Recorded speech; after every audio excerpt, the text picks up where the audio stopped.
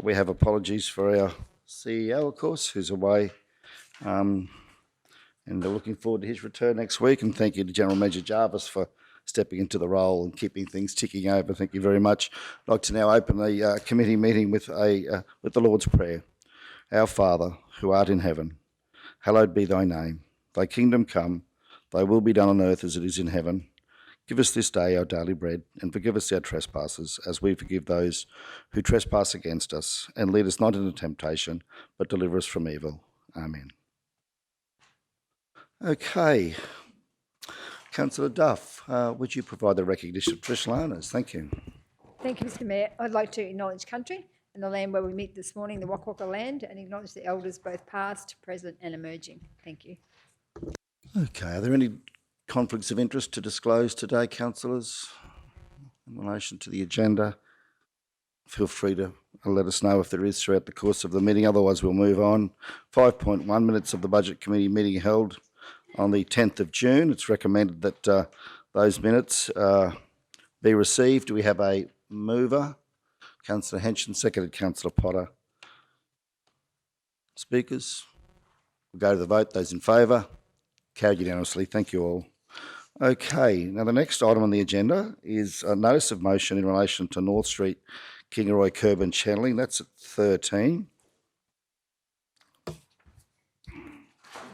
Councillor Potter. Yeah, thank you, Mr Mayor. I'd actually like to move an amendment to this motion, if I'm able to do that now. Yes, please proceed. I'd like to move that the South Burnett Regional Council prices both types of drainage for that area, for North Street Kingaroy, section of approximately 70 metres, both prices for V drains as well as curb and channel, and for this to come back to a future council meeting.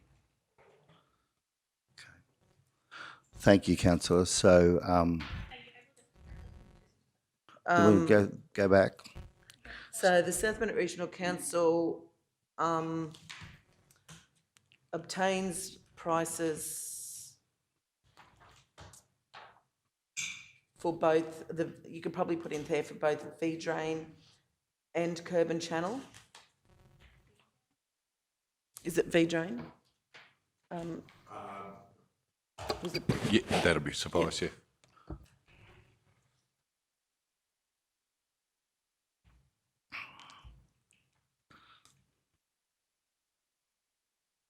Thank you, Mr Mayor.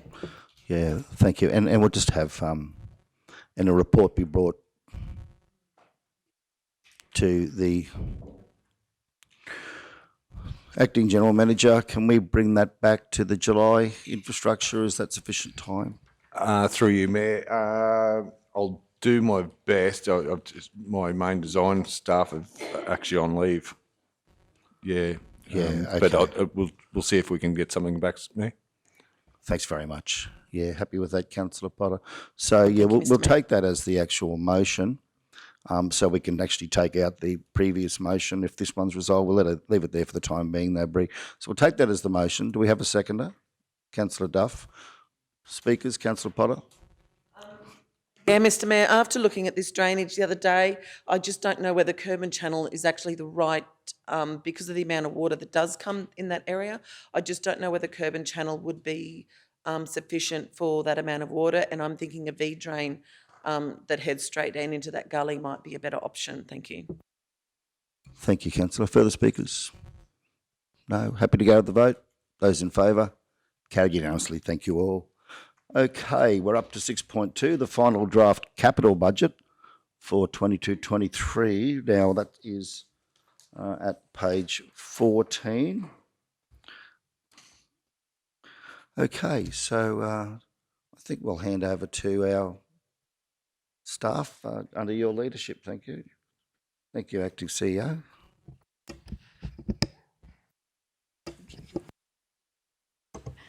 Yes, through you, Mr Mayor. So Craig had sent through everybody the capital program and cash reconciliation that we looked at on Monday. There has been an amendment to that of $70,500 since then. which was for the proposed project for Lanigan's Road and looking at that dust suppression. So we have added that into there. Bree, I have sent you through the programs if you would like to bring up the full capital program one. So this one here is our current summary of our proposed capital program for the 22-23 year for the budget. So in total, the entire capital program for next year is that 28,532,719. And we've also split it there to show the value in depreciation, restricted cash and grant funding of where they'll be funded from.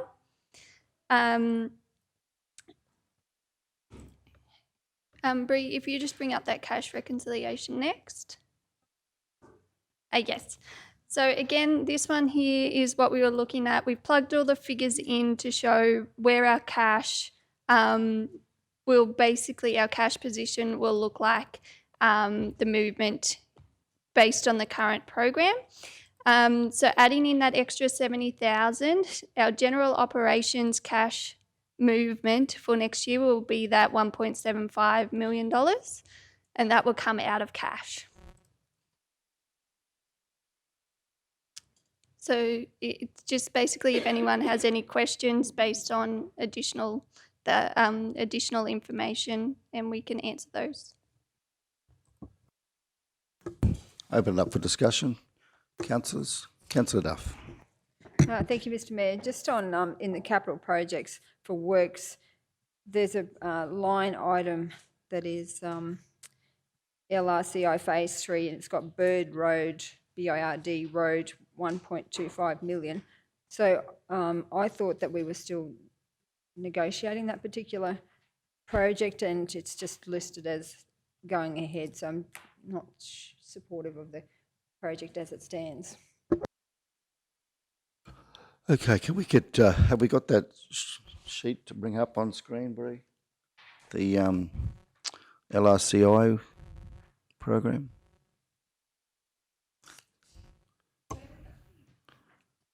Is that in the If you just go into the works tab on that one, Bree. works? Aha, there we are. And yeah, so that one there, the one that Councillor Duff's talking about is on line 19 there.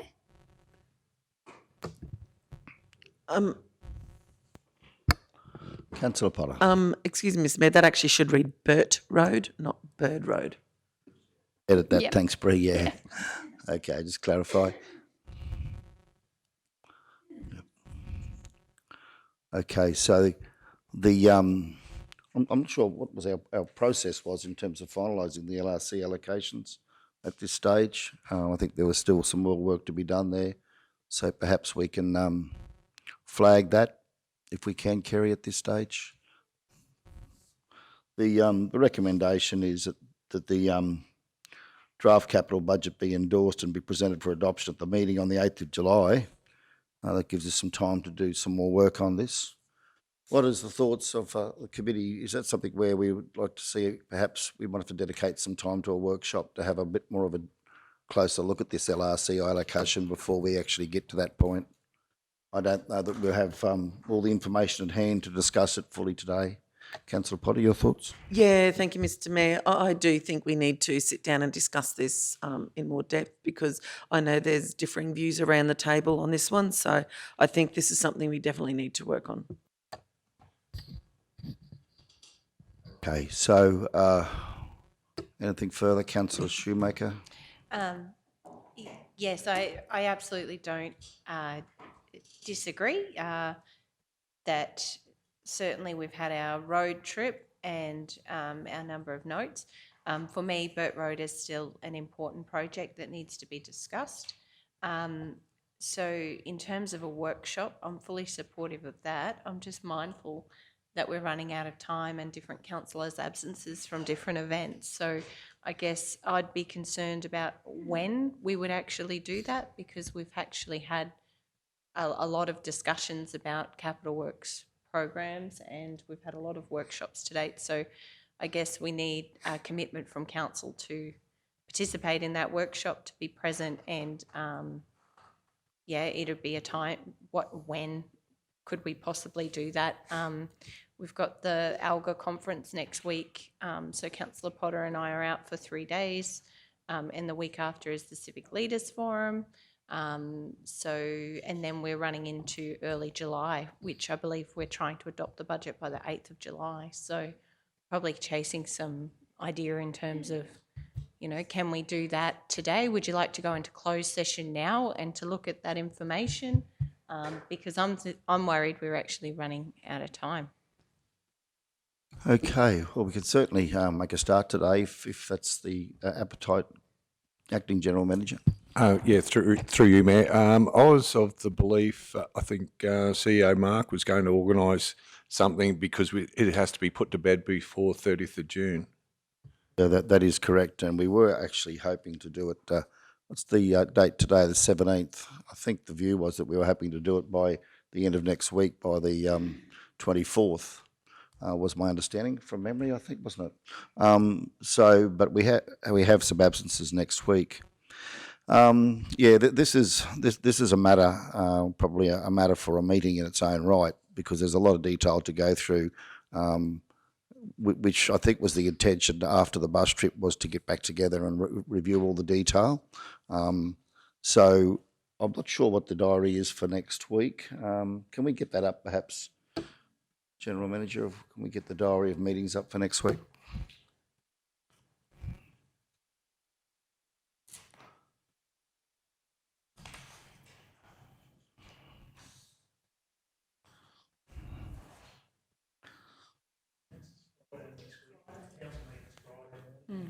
Yeah, that's the ordinary meeting, isn't it? Friday morning of next week. Okay. Yeah, we'll certainly need to have this resolved. I would have thought the CEO indicated by then to give them time, to give him the week to be able to put that submission together to the funding body. So that being the case, and we've got councillors away, but returning for that Friday meeting, would that be correct? Yes. Okay. Mr. Right. I'm thinking perhaps we might need to look at doing that after the general meeting on Friday. Councillor Potter? Yeah, thank you. Councillor Shoemaker mentioned something about going into closed, and we do have confidential to work on. So maybe we could actually discuss it today in confidential.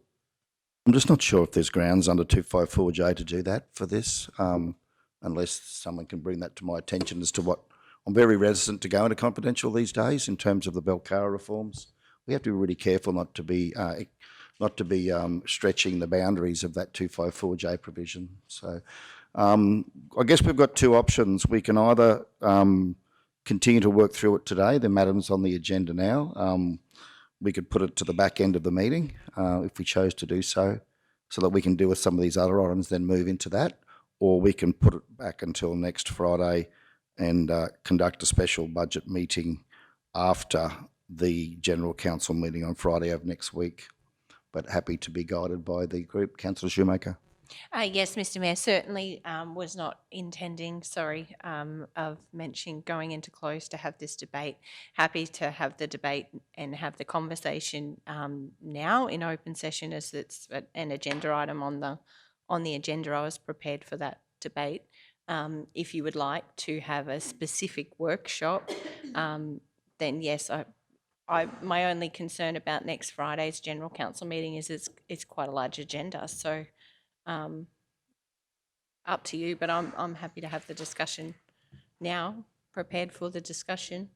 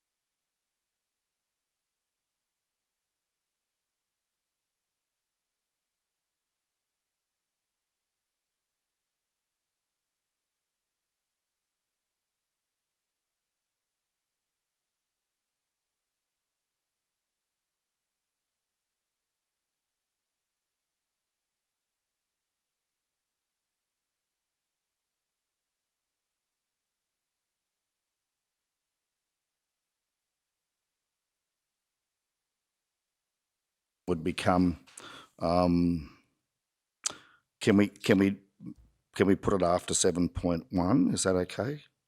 We can have a special item at the end. I just want to be able to get those other matters dealt with if we can. Thank you. Thank you, Madam Acting CEO. Okay, did we go to the vote? Did we go to the vote? Yeah, we did. Okay, carried unanimously. Thank you all. Okay, so let's go on to the to the dog registration fees and charges, which is at 15, item 6.3. And we'll be seeking a recommendation there from the floor. So I'll open that up perhaps to Acting CEO. Oh, yes. We got a seconder, yes, we did. Yeah, thank you.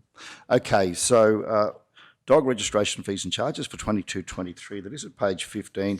We've got a sheet there, haven't we? A spreadsheet. So Acting General Manager O'May, would you mind giving us an introduction to this, and we can have a discussion before moving to perhaps a motion? Thank you. Yeah. Through the chair, Mr. Mayor, I might pass over to Acting Manager Lyle, who's actually prepared the report. I believe this was discussed at the committee meeting or workshop on Monday, and there was a few questions. So the team have done a bit more work about some costing. So I might just hand over to Mike to sort of work through that spreadsheet that he's provided this morning. Thank you, Manager. Thank you very much, General Manager. Through the chair, I provided a bit of analysis sheet in relation to projected number of dogs for council's consideration. It was discussed at a workshop recently. At the bottom of that sheet is the existing current number of dogs registered and the income received. The premises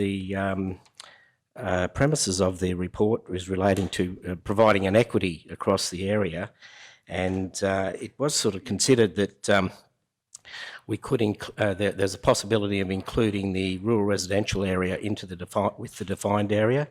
Basically, the defined area alludes to the areas specifically to the town and village areas of the South Burnett Regional Council that's identified under the local law. By including the rural residential areas into that component, and on the sheet there you'll notice it's identified as in the orange there. The first year one, it's identified as non-defined. So you have 3,658 dogs registered in the defined area, the towns and villages, and there's another 2,252 dogs in that non-defined area. It was a little bit hard to extrapolate the figures for the rural areas. We believe that the registration numbers in the rural areas are fairly low because generally rural dogs are kept on a larger property and under control. So the consideration was we did some analysis on what that would look like in relation to income. Councillors asked me to discuss the income in relation to revenues, and it was alluded to that the RSPCA contract is a big part of that income, that expenditure for us, so that it's a contract. Its current figure I have was $455,000 a year, so that's a big contract. Our income, our revenue through the animal registrations, impoundings and so on is $252,000 in revenue. So it's not a revenue raising exercise, it's about equity and bringing that.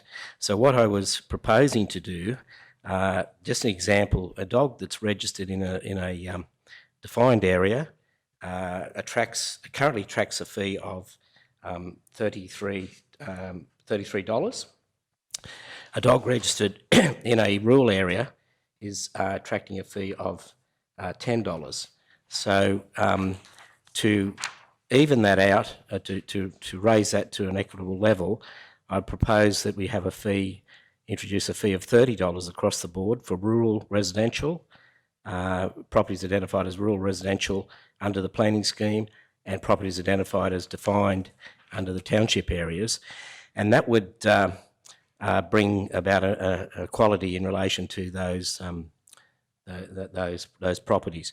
Having regard that many properties, for instance, in the Nango area, there are a lot of rural residential properties adjoining to the township areas, and when we look at mapping, we identify that there are quite a number of dogs in those areas. Generally, the larger rural residential properties, we get instances of issues with dog control. People have inadequate fencing, a larger number of dogs because they have a larger property. And so the costs of running that program to be commensurate with the town areas is greater than operating in the town area. Obviously, you've got the issue of time and travel and vehicle usage for that sort of program, especially out in the far-flung areas of the region. So that was my intention there, was just to bring to council's attention the possibility of evening up those, making it more equitable throughout the area. And I've just extrapolated some figures there for income, which would include some increasing income. There are some incentives there, I understand, and having regard to the financial burden to pensioners and concession card holders. So having regard to that, I've suggested that in the past we had a 50% reduction for a pensioner. Say, for instance, a D-sex dog in the town area was a 50% reduction. I'm suggesting that we have it be a $10 fee this year, and as it equates over the years. So it's actually a more like a 60% reduction in relation to a 66% reduction in relation to the fee for a pensioner if council desired to have a $10 fee for a pensioner. And that would include pensioners in the rural res areas if council decided to go with that premises of my report. Thank you very much. Thank you, Manager. Okay, let's open up the discussion on this, councillors. Councillor Erkin, sorry. Thank you, through you, Mr. Mayor. I just feel myself, my phone's ringing, I don't know how to turn it off. I just think it's unrealistic to expect that you will be able to get those dogs in undefined areas to register. If you look at the figures, you've got 3,658 now in the defined and 2,252 in the non-defined. And I think you'll find that that won't be correct. I think there'll be a lot more dogs on those 5-acre blocks, and I'm only talking the small acreage. I think if you put the figure up, you're going to have less of those people register their dogs, and I think the cost then of chasing it up and following up and having them comply will cost more than what you'll get. And I do know that dogs in those areas can be an issue, but I think it's more important for them to actually be registered, keeping the costs down, and then if there is an issue, then you know where to go, because I know there are a lot of dogs in those 5 acres that do roam, and they are causing an issue with neighbours and animals. But I think if you put the price up, you'll just find that more of them will not register them. And to say to make it equitable, and the bottom line is, if you live in town and you live on acreage, or you live on a rural property, it's not equitable anyway. You know, life is not equal. Thank you, Councillor. Councillor Shoemaker. I just want to clarify, the discussion that we're having is actually not about increasing the fee, it's about increasing the number of people who would pay a registration fee. Have I got that correct, Manager Mike? Not entirely. Okay. It's about ameliorating the fee across the board. So, for instance, a person in a rural residential at the moment would only pay a $10 fee if it's a D-sex dog. Yep. They're still registered, but we're asking that all the dog registration fees will be a $30 fee throughout the area, unless it's a pensioner who pays $10. So it it appeared to be a reasonable fee. I have done I haven't got analysis here, but I have had a look at other similar sized councils in areas close by, and the fees are fairly commensurate with that.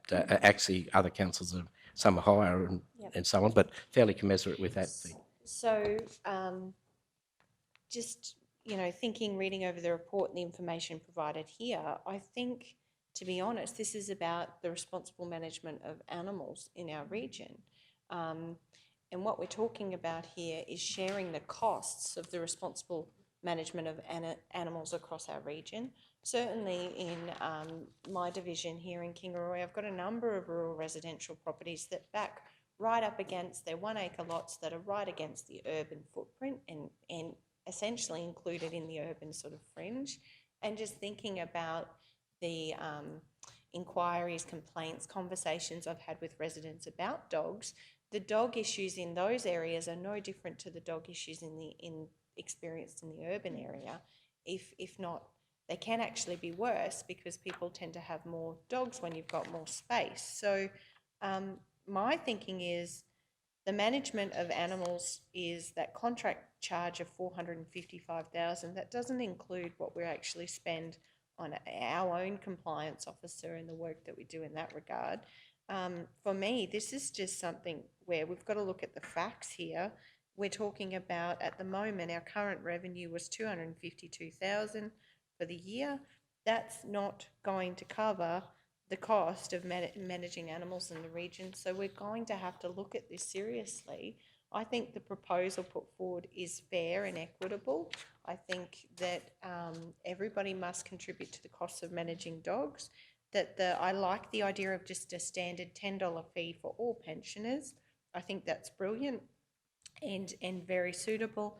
And I think the $30 fee across urban and rural residential and areas is fair and reasonable. So I'm supportive of option 2 as presented, and would like to see us at least try to raise the cost of this service, because I think that's where we are really struggling as a council. We're not necessarily collecting enough income to cover the costs of our services.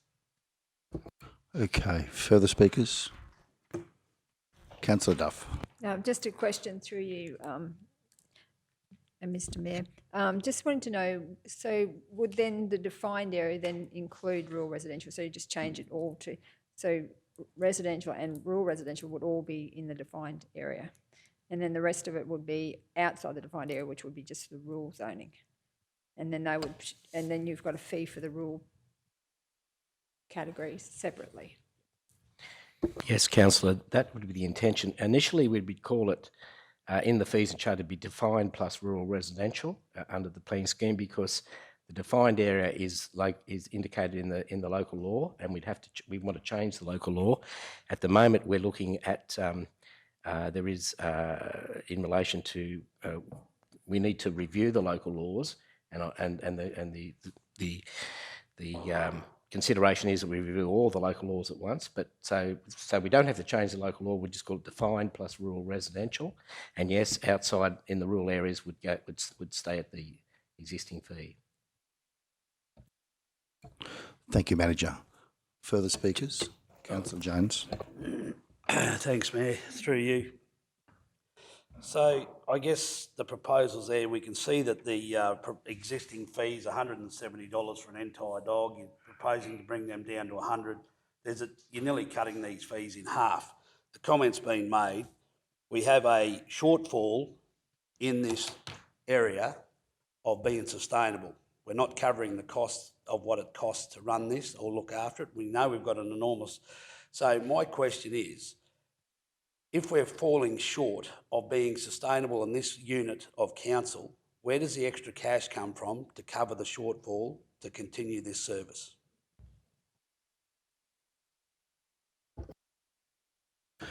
Okay, well, I think Councillor Jones, I'm happy to answer that. It would need to come from council's operational budget, which of course is primarily funded by ratepayers. 72% of that's funded by ratepayers. So certainly it would be the balance of the cost would be footed by the ratepayer across the broader region. Yes. Do we have a rough idea of what that would be, the shortfall, a year? Manager Mike, Councillors, at the moment, the total expense in relation to running with the RSPCA contract included, it's $800,000, and we're bringing in a revenue about $250,000. That's the total operational costs, including employee expenses, materials, plant, and the RSPCA contract, which is a fair contract. Just wanted to add one other thing. One of the councillors brought up a really good point in relation to identifying dogs in the rural residential area that aren't registered now. So the ones that are registered now are identified, and we would send them a renewal notice. Identifying dogs that aren't registered, council has in the past, just prior to my time, undertaking surveys. The previous manager and me undertake dog registration surveys. We employed a contractor, and the revenue from that came out as cost neutral. So what a contractor went out door to door looking at properties, identifying new registrations.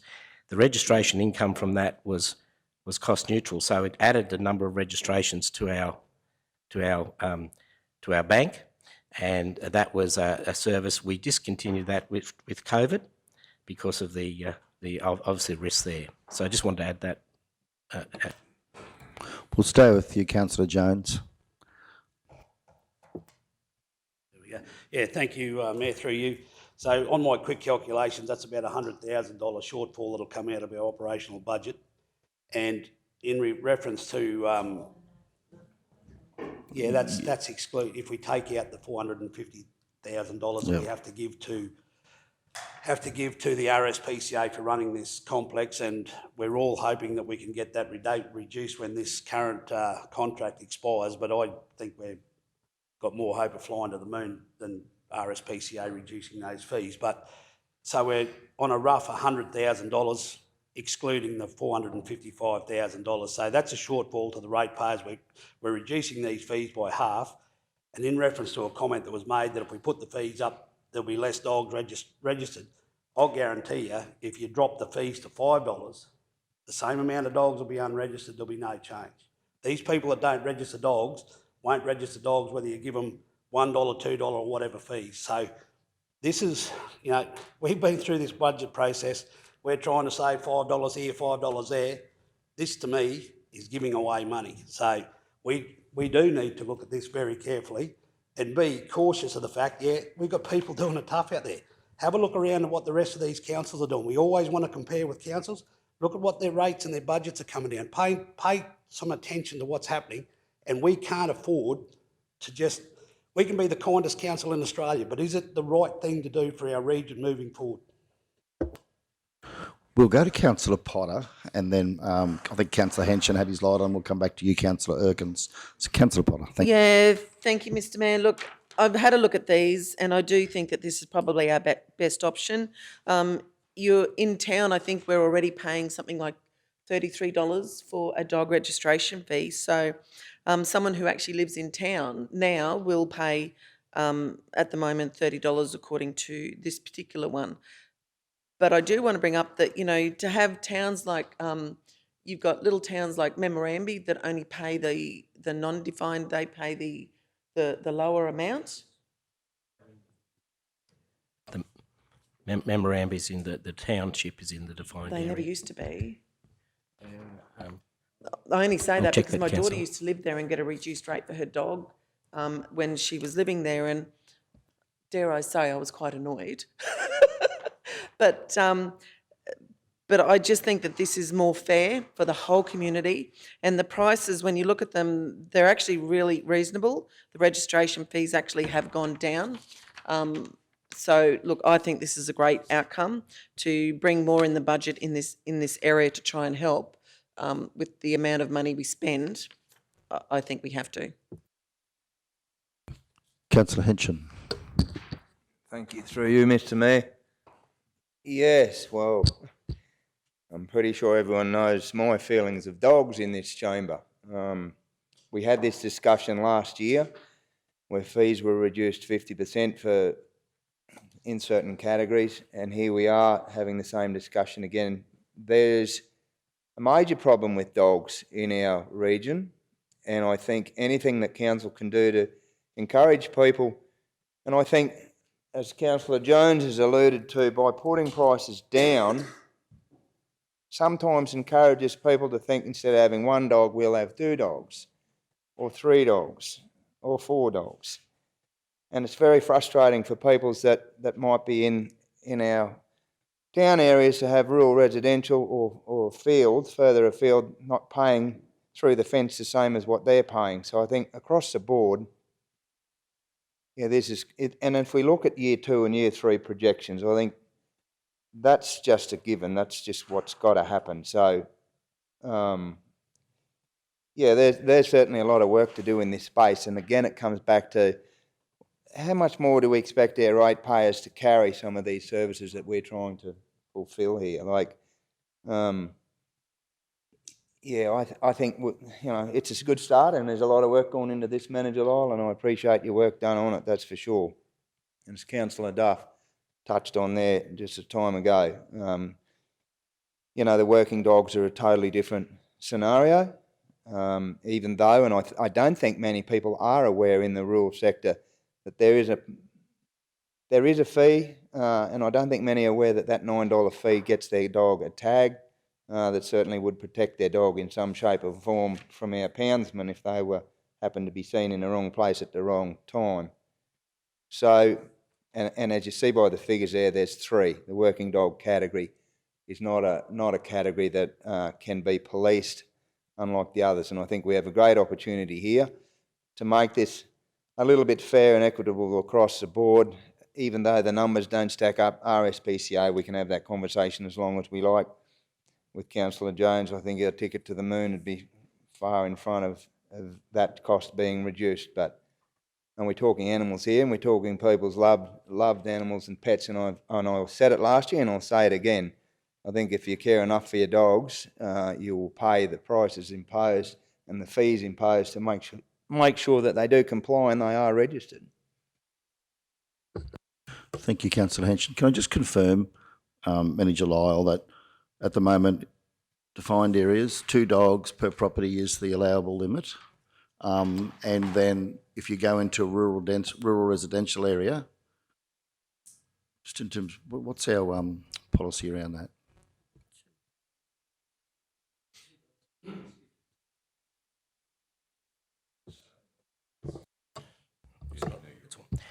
Through the chair, yeah, 2 dogs per property is the general requirement under the local law.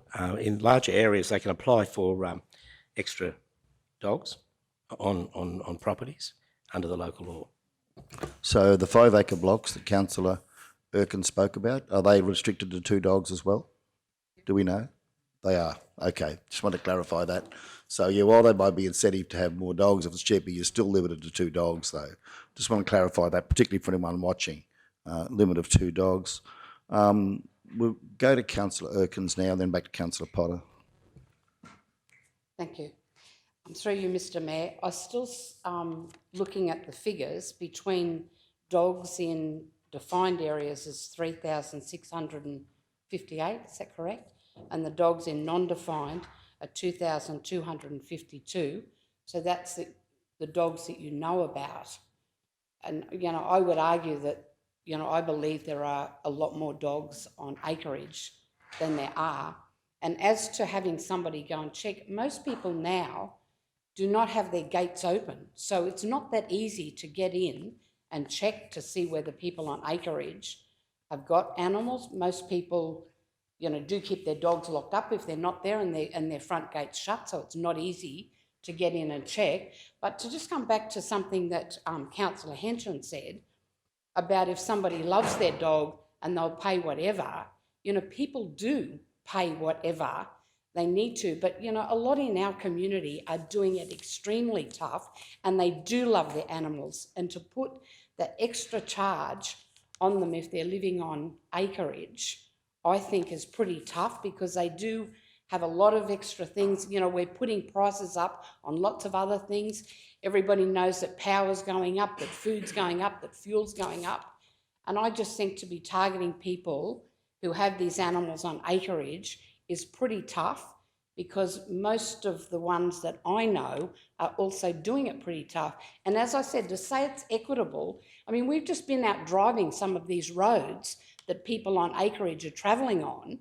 So it's not equitable. If you live in town, most people in town do have a bitumen road and they travel a short distance.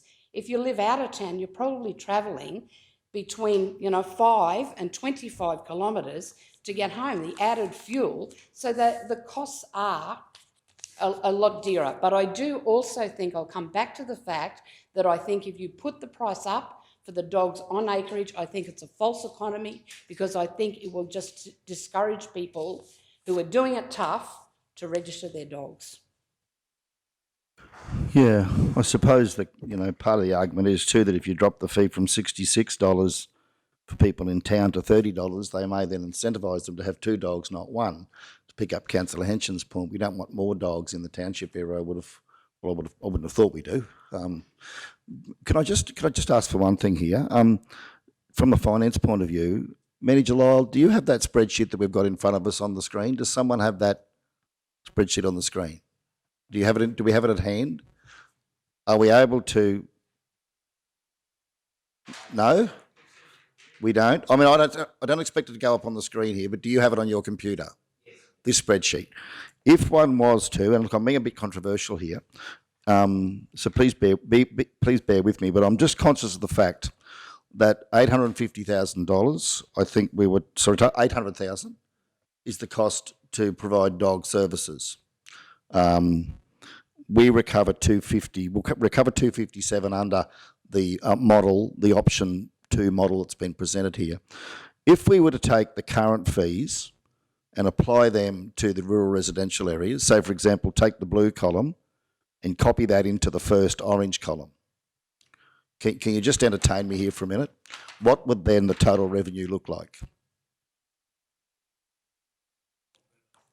Well, Through the chair. So, in transposing those fees into there, let's see if I can do that. if you don't mind, and while you're doing that, I'll just probably explain that. So what we're doing here effectively is holding our revenue pretty well where it is, a little bit over where it is, by providing a reduced fee to those that live in town, and then providing a consistent fee across the rural residential areas. But I guess I'm interested to see if we were to hold our fees as they are at the moment, but extend the net to pick up the rural residential dogs, how would that change the revenue? I think it's an interesting thing to have a look at in light of what this is costing the broader community. Through the chair. So I've just put those figures from the blue column into the orange column, and so that you have an entire dog as a tire dog is 170, a D-sex dog is 66, entire dog concessional that's pension at 85, a D-sex dog concessional is $16.50, working dog $9, and a regulated dog or declared dog 170. That brings the total revenue to $491,432. For one more change, if we're to make in the orange column where we've got 170 for the regulated dog, can you just change that, keep that at 200 for those nuisance dogs? And where does that land our revenue then? The revenue increases to $530,732. Only reason to put that there isn't to necessarily advocate for that, but is to put that into context for council to consider that if we were to extend our current fees out into the rural residential areas where we do have 2,252 dogs, that increases our revenue to 513,000. So then the shortfall becomes less than 300,000 rather than 550,000. No, sorry. Yeah. So that's a much greater contribution towards our cost, isn't it? Yeah. I'm just putting that up for discussion from a financial management point of view. Through the chair, would councillors like to reduce that the pensioner fee from $16.50 to $10? Is that a consideration? I can analyse that for you.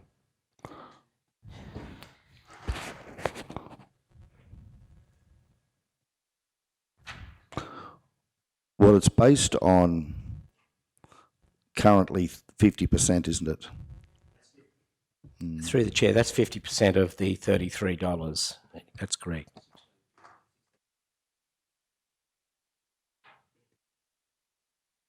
Through the chair, that figure was $530,732. 530,000, sorry. 530,000. 732. 732, thank you. 530,000. So we increase our revenue from 250 to 530, which is and the following year I imagine it would go up again. Oh, well, you estimate if we were to increase that, but certainly that would give us an additional an additional almost $270,000. $280,000 in revenue towards the cost. Just wanting to put that up from a financial perspective. I know, Councillor Erkins, I'm hearing your argument, but wanting to put that forward from a financial management perspective in terms of always concerned about our council deficit and our operating costs. Councillor Potter. Yeah, thank you, Mr Mayor. For starters, that means everyone in town who has a dog that currently pays $33, their price will double. End of story, according to this. So not very happy with that one for starters. But the other... No, but there is no... So in... Yeah.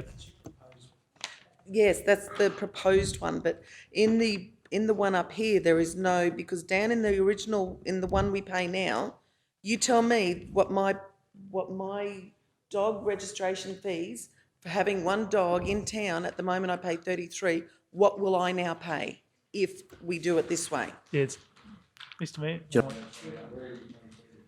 I think, Councillor Potter is correct. So the figure in there, the $66 currently is for a D-sex dog. So I think we talked about getting rid of the microchipped category. So we previously have had a category of D-sexed was $66, but if it was D-sexed and microchipped, it was $33, and we were dropping off the microchip because all dogs effectively legislatively now should be. So the figures are a little bit and there's 2,000 dogs that are D-sex microchipped. So there'll be the large majority are at the lower. So these, the figures probably need a little bit more. Yeah, thank you, General Manager. Yeah. Let's go back to Manager Lyle. If we were to stay at the $33 on the D-sexed column, the third row down. Yep, through the chair, I'll just do that. Where does that land us, taking Councillor Potter's point? That's 403,847. And I just allude to council. Yes, I do apologise. In relation to changing the fees, I wanted to reduce the categories. The category for microchipped and non-microchipped was a bit of an erroneous category because microchipping is a requirement under the Act, whereas desexing is not a requirement. It's just the Act requires us to encourage the desexing. So I was going to take the microchip category out for the reason being that every dog should be microchipped. If they come to our counter and want to register, if the dog is microchipped, fine, we take the details. If it's not microchipped, we give them a notice, a letter to encourage them to microchip, and down the track, if they don't, they may receive a fine. So that takes that category out because it simplifies the whole process for the customer service. Yes, thank you, Manager Lyle. And so if we were to say that, then what that would mean is if we held the $33 as it currently is for those D-sex dogs, let you set aside the microchipping issue completely. Then for those on rural residential properties, their dog fee would go from $10 per year to $33 per year if it's desexed. If it's not desexed, it goes from $28 to $170. But if they have a concession card, a pensioner, for example, it would go from $28 to the to the $85. That's correct, isn't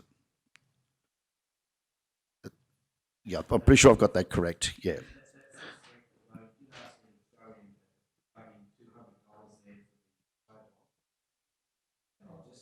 Oh, the $200 was for the regulated dog. Sorry, Manager Lyle. Yeah.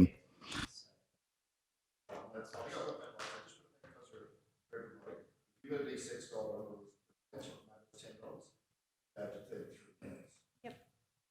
If, however, it's not sex, currently you pay $28 for all this. That would come in line with the residentials, who are 170, unless you get then you residential pension. That was the way Yeah, the other thing I want to bring up is, I know we've discussed this before, but if there was a block of units with, say, 10 units on, whether they're elderly or whatever, they're only allowed 2 dogs, so only 2 unit holders or 1 unit holder is allowed 2 dogs in that whole unit block, or 1 unit or 2 unit holders, 1 dog each, and everyone else misses out on in those units. So, and I just don't know whether that's actually fair. So I'm just wondering whether that's a local law, whether that's something we can change here. But I do think that really does need to be looked at as well. Yeah, thank you, Councillor Potter. General Manager O'May, our previous discussions on this was that required a local law change to be able to allow unit holders to have at least a dog per unit. Is that correct? And if so, is there a process that we can embark on in the immediate future to have that local law changed, if that's the appetite of council? Yeah, so through the chair, so the number of dogs and that is completely separate to the registration. The registration is under the animal, cats and dogs. So what we're talking about here, but so the numbers aren't necessarily relevant to these, but yeah, that is definitely through the local laws. We would need to do that, and it is a review of the local law that we require. So we can do that. Was something we did talk. Remember, we talked to the operational plan. We did defer that till the 23-24 year, not next financial year. The local law review. So that is in the budget at the moment. General Manager, look, I must say that raises concerns for me in that this issue was brought up some 12 months ago by pensioners who had talked about the fact that they couldn't have a dog. And to now push that back, I thought we were doing the local law review in 21-22. It then got deferred to 22-23. Now we're saying 23-24. Is there any reason why we can't at least identify those local laws that council would like to see addressed? Perhaps we don't have to do a full review, but at least certain local laws that council targets as needing addressing. Are we able to do that and put that into the 22-23 operational budget? I would just hate to think that this is going to take another 2 years to have this resolved for our unit tenants. Through the chair, it's council's budget. It's your decision on what goes in and isn't. But that when we had that operational plan discussions on the draft plan, that was where it was put. So yeah, that's what I was highlighting it. We haven't budgeted for it in next financial year. And is it possible to extract certain local laws that council would like to see addressed earlier without doing a full sweep? Yeah, certainly could do those partial ones. We would probably look at the cost benefits if doing a number at once. It's certainly more effective than going back. But yeah, we could certainly narrow the scope down, which would be save costs. Thank you. Just in terms of getting a response, Councillor Potter's issue, Councillor Shoemaker. Yes, thank you, Mr. Mayor. I certainly agree with what's been said in relation to the importance of reviewing those local laws. However, I know from the painstaking discussions we've had about our budget that was a compromise that we had to make. By all means, I'm happy to consider putting that in the budget. It's just, I guess, a matter of deciding what we don't do to fund that. I really like what you've put forward today, to be honest, Mr. Mayor. I think the charter of fees that you've suggested with the keeping the fee at $33 and extending that across to rural residential area is is a good idea, and I would support that. I think the $170 for an entire dog or the $200 for the regulated dog, I think is relevant. I think for me, this comes back to responsible animal management and doing our part as a council to keep our community safe. I do not agree with Councillor Erkin's comments that we're targeting people or equity in terms of where you live. The reality and the beautiful thing about living in a free country like Australia is that you can choose to and decide where you would like to live. And I think many people, have made those decisions based on their lifestyles. Our families worked very hard to purchase a rural property. I know exactly in terms of the valuation of that rural property, it differs enormously to a residential property. My ability to generate income is very different. Unfortunately, this year, on the back of a drought, we've now had floods and more failed crops. But I think we've got to put some of these things into context, and I don't necessarily agree with all the comments made today. I think the partial local laws review would be important. I'd like to see us maybe consider getting a cost for that so that we know what we're trying to insert into our budget and look at that in our first quarterly review. And I just agree that increasing the revenue for this area, I'm with you in terms of deficits and operating costs. And the reality is we're not generating enough income from this area. And that's why I'm fully supportive of expanding into the rural residential area. Thank you, Mr. Mayor. Thank you, Councillor. Okay, Councillor Erkins. Through you, Mr. Mayor. So what you're proposing in this figure, if someone lives on a 5-acre block and they have an entire dog, they're currently paying $28, and you're proposing that they're going to be paying $170 for that dog. Some of these people, I'm not sure whether you people get out and talk to some of the people who live on these acreage. Some of them come into town and cannot buy a cup of coffee at a store in town. I honestly do not believe that you do understand, no matter how hard it is for you, Councillor Shoemaker, on your rural property, that the impact going from $28 to $170, a lot of those people, the reason their dogs aren't de-sexed is because they can't afford to de-sex their dog. Yeah, I would like to, point of order, I'd like to request an apology. I've actually taken that point quite offensively. I do fully understand the challenges the rural community are facing at the moment. I've just had a failed peanut crop. It's actually sprouted in the ground. That's hundreds of thousands of dollars my family have lost this year, Councillor Erkins. I don't think you fully understand what I've said here this morning and the implications of such, and I would like to seek an apology. All right, let's not get too much heat into this debate, so if we can, but perhaps we can just clarify. Thanks, Councillor Erkins.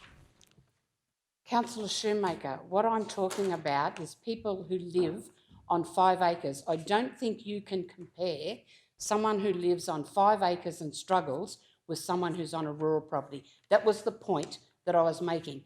I feel for you if you've lost that money, but I'm talking about people who can, as I said, who cannot afford to come into town and buy a cup of cappuccino because they're facing all the other prices. And I don't know that you do understand their...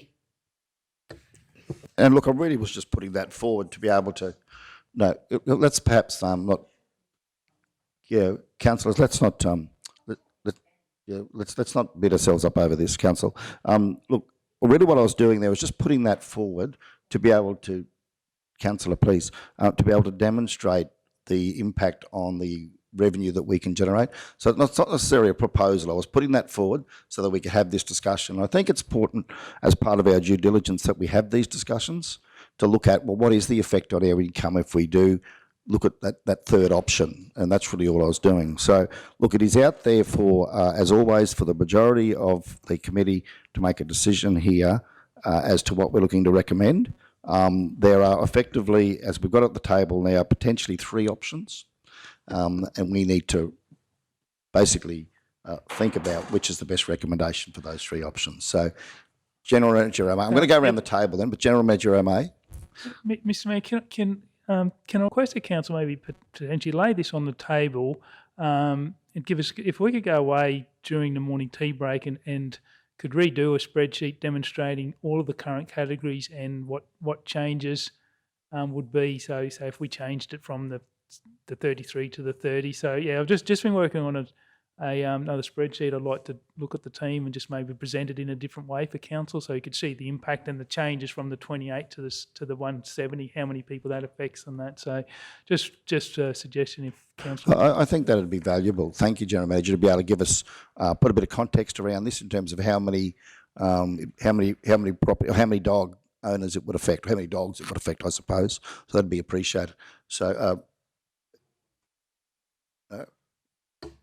Yep. So, Councillor Henshaw, then we'll take that suggestion. Thank you. Thank you, Mr Mayor. Through you, Councillor Shoemaker, fully appreciate your words, and I don't think, Councillor Erkins, that was an actual apology at all, and I would take offence. Councillor, I'm going to interject. I never called for an apology.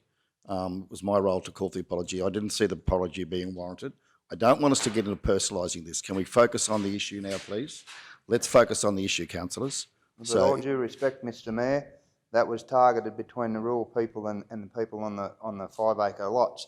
Let me assure Councillor Erkins that the people in the rural sector can't afford a coffee, let alone put clothes on their back at times. So the entire rural sector would take offence to that, not just Councillor Shoemaker. And I feel for those comments directed at us. Thank you, Mr Mayor. Yeah, okay. Let's look. Let's not fuel this any further. I'll move a procedural motion that we lay this on the table till later in the meeting. Do we have a seconder?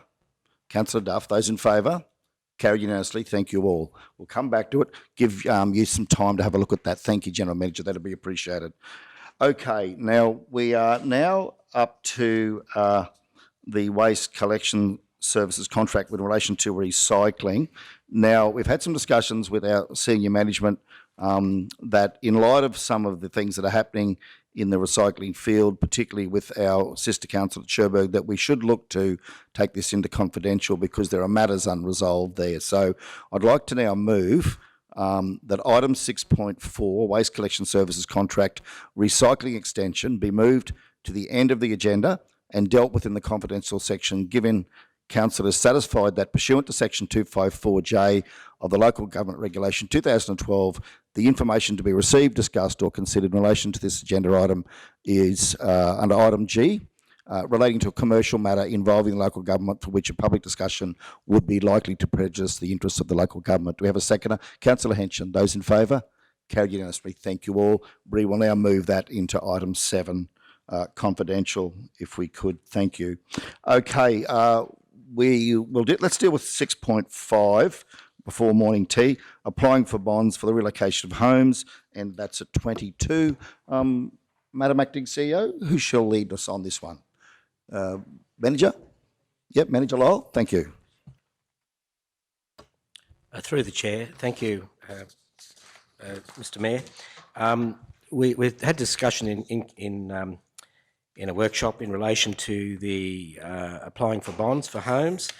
It came out of some inquiries regarding that the bonds were considered to be too onerous for people moving a house, and what were the ramifications of removing bonds altogether or reducing the bonds. The consideration was, and I did provide some benchmarking exercise of other councils there in relation to what they charge for bonds. The bond acts, the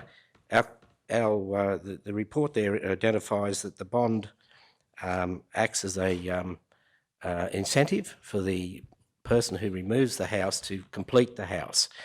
Generally, when a house is removed, the removalists will have the house, the contract will be the removalists will move the house into the shire, put it on stumps and put a new roof on it. After that, the owner generally is left to complete the house to their desire. The indication was that we've only had one property that really didn't comply with that requirement. I didn't have the particulars, and I do apologise. of that particular one, but other applications there, quite a substantial number of applications, did comply because of the bond. Generally, what happens is that the building certifier releases 50% of the bond when the house is stumped and roofed on the property, and then as they go through having the house painted and putting the steps up and so forth, the bond is released. We generally try to release most of the bond, and we have regard to the building certifier has regard to the how the house looks, the location, and if it's in a rural area and can't be sighted from a roadway, we're very generous in relation to that bond.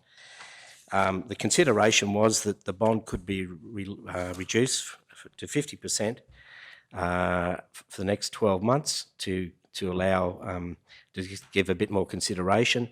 That would mean that the $40,400 bond will reduce in half.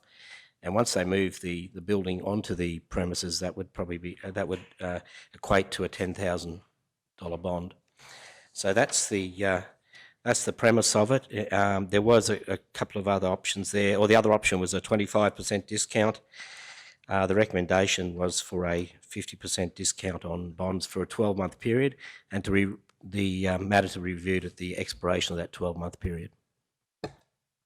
Thank you, Manager. Councillor Potter.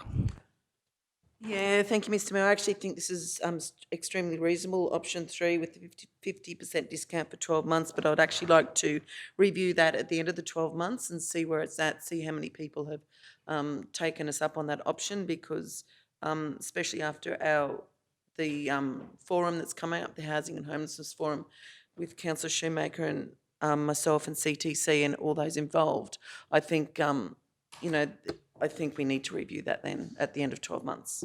Thank you. And General Manager, there'd be an opportunity, as we would do every 12 months, to review these fees, wouldn't there? Thank you. Yeah. Yeah, through you, that's correct, Mr Mayor. Good, thank you. Councillor Duff, thank you. Thank you, Mr Mayor. Just a question to Manager Lyle. I believe that I'm very supportive of the 50% discount, but I'm also thinking that when we looked at the other regions, that we actually were high. And so even with the 50% discount, we're probably only still going to be about the same as some of the other regions in any case. Is that correct? Yes, look, on total, when you're first on face value, we are high. However, those figures have been extrapolated from our building certifier in actual real costs. Out here in the South Burnett, the real costs of doing that work is commensurate with the local industry, and the building certifier has identified the costs as being real costs to re-establish a home to improve the aesthetics and the look of that home. Thank you, Manager. Councillor Shoemaker. Yes, thank you. I just wanted to confirm in terms of once the house is stumped and actually put in its new place, the residents, so that at the moment they would pay the 50% bond. If that's what we're proposing, I'm fully supportive of that. That would be $20,200. And then at the time that they have actually stumped it, put the house in place, they would get 50% of that cash back. So that would be $10,100 back. And then we would hold the remaining $10,100 for that 2-year time frame that they've got to complete the works. And in the instance where they didn't complete the works, we've done some calculations and are assuming that that would be enough money to at least paint the property or get it to a point where it would be visually appealing and be saleable if the landholder, if their intentions fell through. Can I just confirm that for Manager Mike? Thank you, Manager. Through the Chair, that is correct. Yes. So based on those grounds, I certainly was of a mind to actually reduce the amount, because I felt that $20,000 cash is still a lot of money to pay. However, if you're planning to undertake one of these projects, you really would need to have that kind of money in the bank. I've looked at what the other councils have. I can see, I think the $20,000 would be reasonable at the moment in the current environment. And I absolutely think with our 0.2% record high vacancy rate across the region, we absolutely need to be encouraging ways to get more properties constructed, and it's wonderful to see there's been, certainly in my area, because I do get out and about quite a lot, I've seen quite a number of these properties restored beautifully. So I would like to, on those grounds, Mr Mayor, move that the committee recommend to council that council provides a 50% reduction on removal of building security bonds for a 12-month period. Thank you, Councillor. Do we have a seconder? Councillor Duff. Further speakers? Shall we go to the vote? Those in favour? Carried unanimously. Thank you all. Okay, I'll now move that we adjourn for morning tea. Do we have a seconder? Councillor Henson, thank you. Those in favour? Carried unanimously. We'll return at 10:30. Thank you all. Okay. Welcome back, everyone. Now, I'd like to move that we resume the meeting. Seconded, Councillor Henson. Thank you. Those in favour? Carried unanimously. Thank you all. I'd also like to move that we lift item 6.3 off the table. Do we have a seconder? Councillor Duff. Those in favour? Carried unanimously. Thank you all. Can we go straight to you? Thank you, General Manager O'May. Yeah, thank you. Through the chair. So councillors, I've just provided an updated spreadsheet. So I'll just work through the categories. So the first three columns relate to the current financial year. So you've got the individual registration fee and the number of currently the number of dogs in that category and the revenue from that category. The next three columns are say draft proposed fees, again indicating the number of dogs and the annual revenue. Last two columns are the individual change. So say for the first fee, if it went from 28 to 131, $103 change, 21,000 in that category. So the grey ones are the greyed out lines are the area we're talking about, the non-defined area. So if those fees move to the same as the entire area, that's what the impact. So that's moving the 28 to 131. Just to comment on the microchipping, because we were removing that microchipping category, we did have that discount. So the 170 was an unmicrochipped dog, 131 was a microchipped dog. I have used the lower fee, the 131 and the 33 in that the new proposed fees there. So you'll see that. So the ones that were entire dogs, we have brought them back down to 131, just one consistent fee. So you'll see that's why there's a reduction in those categories. So yeah, again, this is probably just for more information. Council can see the impacts in those individual categories. We haven't got a split between the rural residential and the rural properties. A large percentage of the non-defined will be in those smaller rural residential blocks. But yeah, just for this, we haven't got that estimate out. And so you can see the total, like the changes in revenue. So I'll just leave that council have a bit of a look and any questions. Thank you, General Manager O'May and Manager Lyle, for bringing forward this option, which basically means that rather than $170, we default back to the 131, which was the previous entire with a microchip. Just clarifying then, General Manager O'May, the line that is the row 3 up from the bottom, it says non-defined, entire and chipped. That's the category who would be most affected, which would be those going from $28 to $131. And of the 5,882 dogs, 441 approximately are in that category. Just wanted to, I suppose, correct, identify that. Thank you. So let's continue the discussion. Councillor Duff. Through you, Mr Mayor. Yeah, I am concerned, as Councillor Urquhart has pointed out, because a lot of those people can't afford to actually have their dogs desexed, because it can be up to $400 for through a vet to have that done. So I'm just wondering if it's possible to have some sort of incentive for a period of time to give them an opportunity to get their dogs desexed, rather than having to pay that fee up front, like 28 up to 131, if there was some sort of whether we could give a, like a free for 6 months or 50% for 12 months or something like that to create some incentive and to take the pressure off those people. Yeah, I just want to clarify that General Manager May and Madam Acting CEO have made also where we don't have to resolve this as part of this year's budget. Because it's a fee and charge, this can be resolved any time throughout the year, and the dog registration notices go out in November. So, if we wanted to take some time to reconsider this, we could do. If we wanted to phase this in, you could phase it in to give people time, as you're suggesting. So I just want to make that option available. Councillor Henson.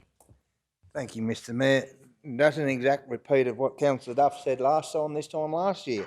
And I'll say exactly the same as I said. You can go to your vets and they can set up services and payments for you in the event of desexing or chipping your dogs. They were happy to work with you, and many instances, vets will give you a discount. So, yeah, this is a document. Certainly there's some little more work to be done on it, but and as far as fees and charges apply, we've got through until November to work through this, and it doesn't necessarily mean that this gets implemented to the full extreme right here, right now, right today. So, again, and I'll say it, people are encouraged to go to their vets and set up plans or work with their vets, and many are very responsive to being able to help people and their pets, be it dogs or cats, anything. So, I just don't believe that's a feasible argument, Councillor Duff. We've had it this time last year and we'll have it again this time next year. Councillor Atkins. Through you, Mr Mayor. Maybe as a council, because we're looking at doing this, maybe we could speak to some of the vets and see whether they would come on board with a program to try and get dogs and dogs mainly, desex. Maybe they would be happy to work with us to try and have that done. I don't know, worth talking to them. Well, I think we refer that to General Manager May in terms of any potential referral program or discount concession arrangement with the vets. General Manager May. We currently do have a program, essentially what you're talking about. It's called Operation Wanted, where we fund the vets and they provide it's a 20% discount on desexing. So it's currently, I think, might run July through to September. So I think there's a 3 month. So yeah, it's called Operation Wanted in conjunction with RSPCA. We were just, I think it does kick off July. We're just getting the artwork, promotional stuff together over the last week or so. So yeah, it is a 20% discount for desexing of both cats and dogs. Thank you, General Manager. Yeah, we'll stay with you, Councillor Atkins. Anything further? Sorry. Yeah, well, I'd be really happy with that, because it's also the added incentive then of $100 off their, if they get the 20% and then they get $100 off their registration. Thank you. Councillor Potter. Yeah, thank you, Mr Mayor. Look, many years ago, our council, if I remember correctly, used to, when you first registered your dog, and if it wasn't desexed, council used to give you a voucher to take to the vet to get a discount, and that wasn't during Operated Wanted. It was, I do believe it was, I'd have to probably look into it more, because it happened to me one time when we moved back to Kingaroy. So I would like to find out a little bit more about that one. But I would also like to think that council would actually do something along those lines, and maybe if we are bringing something like this in, we could do an amnesty period, or we could even do a period where we do give them a voucher for the vet for a certain period of time, but it's got to have a cut-off date. So, you know, I do believe and I do understand that there are people out there that have issues with having to pay, but, you know, we can offer maybe an amnesty or a percentage off voucher, and not just during Operation Wanted, during other times as well. And just to put that in context in terms of the numbers, based on the data we've got here, currently we've got 134 dogs that are in tyres living in defined areas in town, and 441. So that's 575 dogs in total that are in tyres at the moment. So perhaps if we could try and roll out that targeted program from July to September, making those owners aware. Are we able to directly correspond with those owners? General Manager May, can we write to them and say, look, you've got an entire dog, that we've got this program that runs from July to September that we do with our local vets. This is going to be the new fee schedule in November if you don't have this done. Are we able to have a mail-out campaign on that? Yeah, we'd be able to pull those, the addresses off the registration. So, yeah, we could look at a program like that. Thank you. You need to add another. Sorry, hang on, Councillor Yeah. Jones. Thank you. You need to add another 479 there, Mayor, on your figures. Number 6 line item, defined entire and chipped. You quoted line 5 and line 17. You need to add yes. in. So we've nearly got 1,100 entire dogs across our region. Yes, thank you for the correction. I did miss that, line 4, yes. So that would certainly bring that up to, correct, over 1,200, in fact, dogs that are entires across the region that we'd need to target. Councillor Schumacher, did you have your light on? No? Okay. So, all right. So we have that proposal there. Do we have a councillor would like to move a motion in terms of adopting that proposal? Councillor Jones. Mr Mayor, I will. I think we've discussed it. I think it's up for discussion. You know, fees and charges are set for a 12-month period, and we can review it again. But it's been noted here this morning that we're worried and concerned about our bottom line and overall deficit. It's quite clear that what we were proposing to start with was way below covering the costs of running this, and I think again, fair and consistent. Whether you've got a dog on 5 acres, they can cause the same amount of trouble as what a dog can in town, and it's just being across the board. We've lowered the entire dogs. We've kept the $33 across for non-chip D-sex dogs. The pensioners are still at $16.50. I think it's, the only ones that are affected, those 1,000 dogs, yes.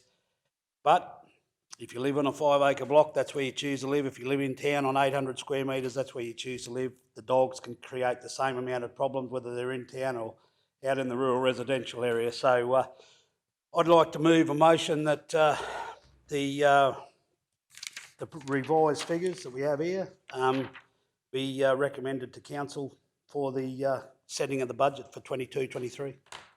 So thank you, Councillor Jones. So, Bree, if we could just put the committee recommend to council that council adopt the option 3. And if we can just put a heading on this sheet, please, General Manager, and call it option 3, perhaps. Can we do that? Just to give it a title. That council adopt the option 3 fees and charges schedule for dog registrations for the 2022-2023 year, which I believe was Councillor Jones' intent. And Councillor Jones, would you be comfortable if I was to add, and that a targeted campaign be undertaken to promote desexing of dogs across the region in July 2022? I'm not sure if I've worded that correctly, but basically on the lines of writing, General Manager, may we write to all of those 1,200 entire dog owners and making them aware that these fees will apply from November onwards, and then that gives them that 3 to 4 months to window to have that dealt with. Councillor Jones, your thoughts on that? Yeah, 100% agree, Mr Mayor. And I've just been thinking maybe with the targeted on obviously the entire dogs, just considering it's going to go from 28 up to 131, whether we considered in phasing it in over 2 years, 50% the first year and get to that. Does that make it messy, GM Susan, or I know you're going to say yes, it does, but I'm just taking it on board, Kerry, Pete, comments and thoughts around that, just because I know that we've discussed other fees and charges about phasing it in on different things, toilets and that sort of stuff. So being fair and consistent across our council, maybe this is a good opportunity to show that and phase that charge in over 2 years.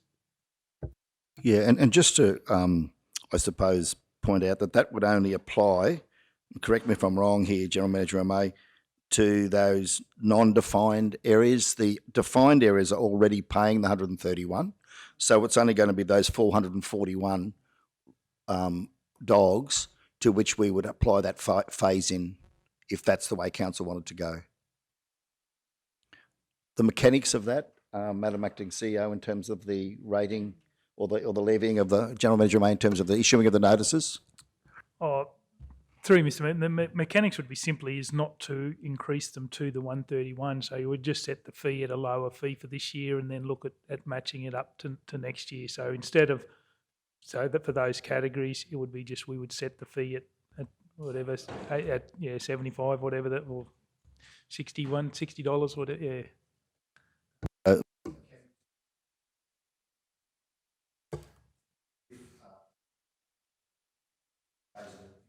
Oh, thank you, Bree. Phase it at 50%. So at the moment, it's $28. The $131, it's a bit like the pedestals, less the 28 is an increase of 103. If we were to phase that in over 2 years, that would mean $51.50 in year one extra and $51.50 in year two extra, which would push the year one fee from 28 up to $79.50. And then in year two, that would go to 131, if that's the way council wanted to go. I'm happy to second that. Okay, so we might just get that on first. So if we can, so Bree, after after the word 22-23, with a 2-year phase in period on non-defined dash entire and chipped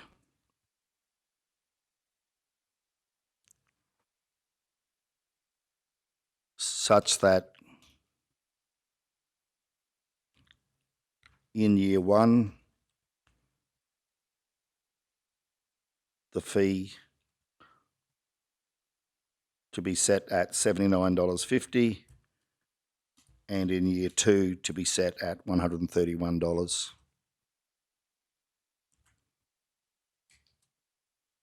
$31. Now we may actually be able to take out the 22-23 reference there, I think. Could we just take that out? Because they would apply from November in the fee schedule, would they not?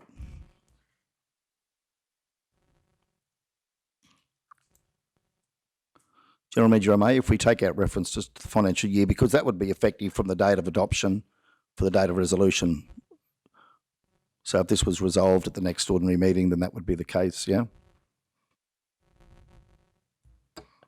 Through the chair, could I just indicate where we said non-defined, entire and chipped, if the dog is not chipped, the fee would be the same under my proposal, so that we would just send a notice out to those persons who didn't have who presented a dog that wasn't microchipped. So we could probably, I just think for clarity to need to reword that, sorry. We could take that out, could we not, and just have a 2-year phase-in period on non-defined dash entire dogs. Comfortable with that, Manager Lyle? Yeah. Okay, Councillor Jones? Yeah. As we keep adding it, it just brings more to the attention. Is there a benefit to having the dogs microchipped? Yes, there is, I guess. It's illegal. You're required by law to have your dog microchipped. Through the chair, yes, the law is required that the dog is microchipped by having, when a person presents with a dog, it's not microchipped. That's why we charge, in the past, we charge an extra fee. It does require more administration in relation to the customer service, because we've got to come in twice. They've got to come in, register, then they go and they pay a fee, and then they've got to go get their dog microchipped. So by eliminating that, they need to get the dog microchipped. If they present their dog and register their dog with us, we accept that registration. The dog's not microchipped, so we give them a notice and give them time to go and microchip the dog. That is a requirement of. So that's the new dogs that come on board. What about the existing 441 that are out there, probably not chipped? How do we address that? Because there's no incentive there for them to come in. They've got to pay 131 whether they're chipped or not. Just a thought. Thank you, General Manager. Yeah, through you, Mr. Mayor. Yeah, so we have had this incentive for the microchipping for a number of years. This has been a requirement for, must be over 10 years now. So we're assuming that the dogs, so there was a previous sunset clause, so the older dogs that were prior to the legislative change were allowed to remain unmicrochipped. We've reached a time now that all dogs in that category should have passed away. So all dogs should be microchipped now. So we're moving away from the incentivising it through cheaper registrations, and we would be using the penalty enforcement notices for those dogs. So it would be probably, yeah, so if they're required, we'd be notices and then penalty enforcement notices for those ones that refuse to microchip them. So it's moving from incentive, moving from carrot to stick in those cases. Thank you, General Manager May. Councillor Jones, comfortable with the motion as it stands? Do we have a seconder? Councillor Henson said, Councillor Erkin said she would. Thank you. Further speakers? We'll go to the vote. Those in favour? Carried unanimously. Thank you all. Okay, that now brings us to, get back on track. What I'm suggesting is that we do it the confidential section of the agenda, and then we will then go to the final item on the agenda, which will be item 6.2, which will be moved to the end as resolved, the capital budget. So that would now take us to section 7 of the agenda. And it's recommended that Council considers the confidential reports listed below in a meeting closed to the public. In accordance with Section 254J of the Local Government Regulation 2012, 7.1 Salary Component Operational Budget under Section 254J-C and 6.4 Waste Collection Services Contract Recycling Extension under Section 254J-G of the Local Government Regulation. Do we have a mover? Thank you, Councillor Henson. Seconded, Councillor Potter. Those in favour? Carried unanimously. Thank you all. We'll now close the open meeting and go into closed session for those two items. Thank you, Bree.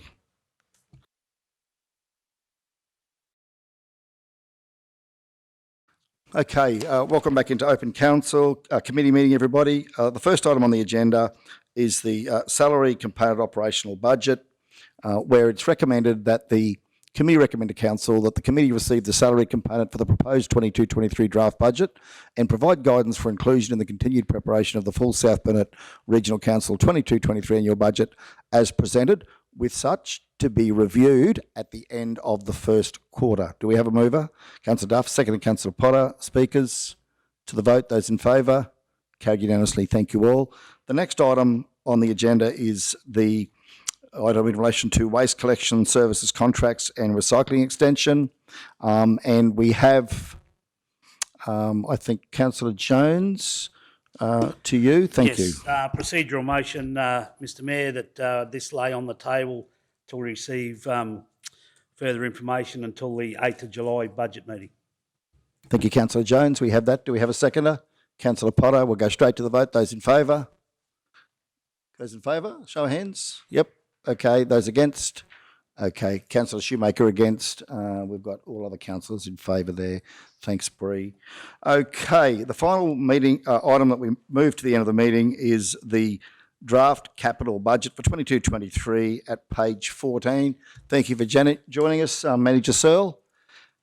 So we will, perhaps if we could invite Manager Searle to come up, Acting General Manager, thank you. And, Mr Mayor, I'm sorry, I do have to go. yeah, that's fine. Councillor Shoemaker's had to leave, but we can note that. Thank you, Bree. Duly noted, and we've got some handouts. Thank you.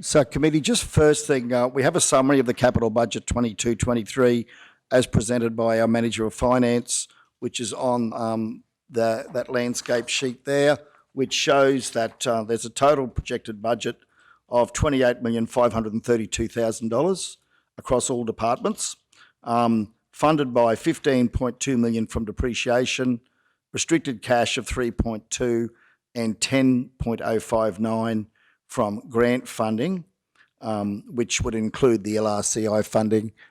Manager Finance, would that be correct? Yeah. Okay. So is the committee happy if we go straight to the works component of that for our transport assets, for our roads?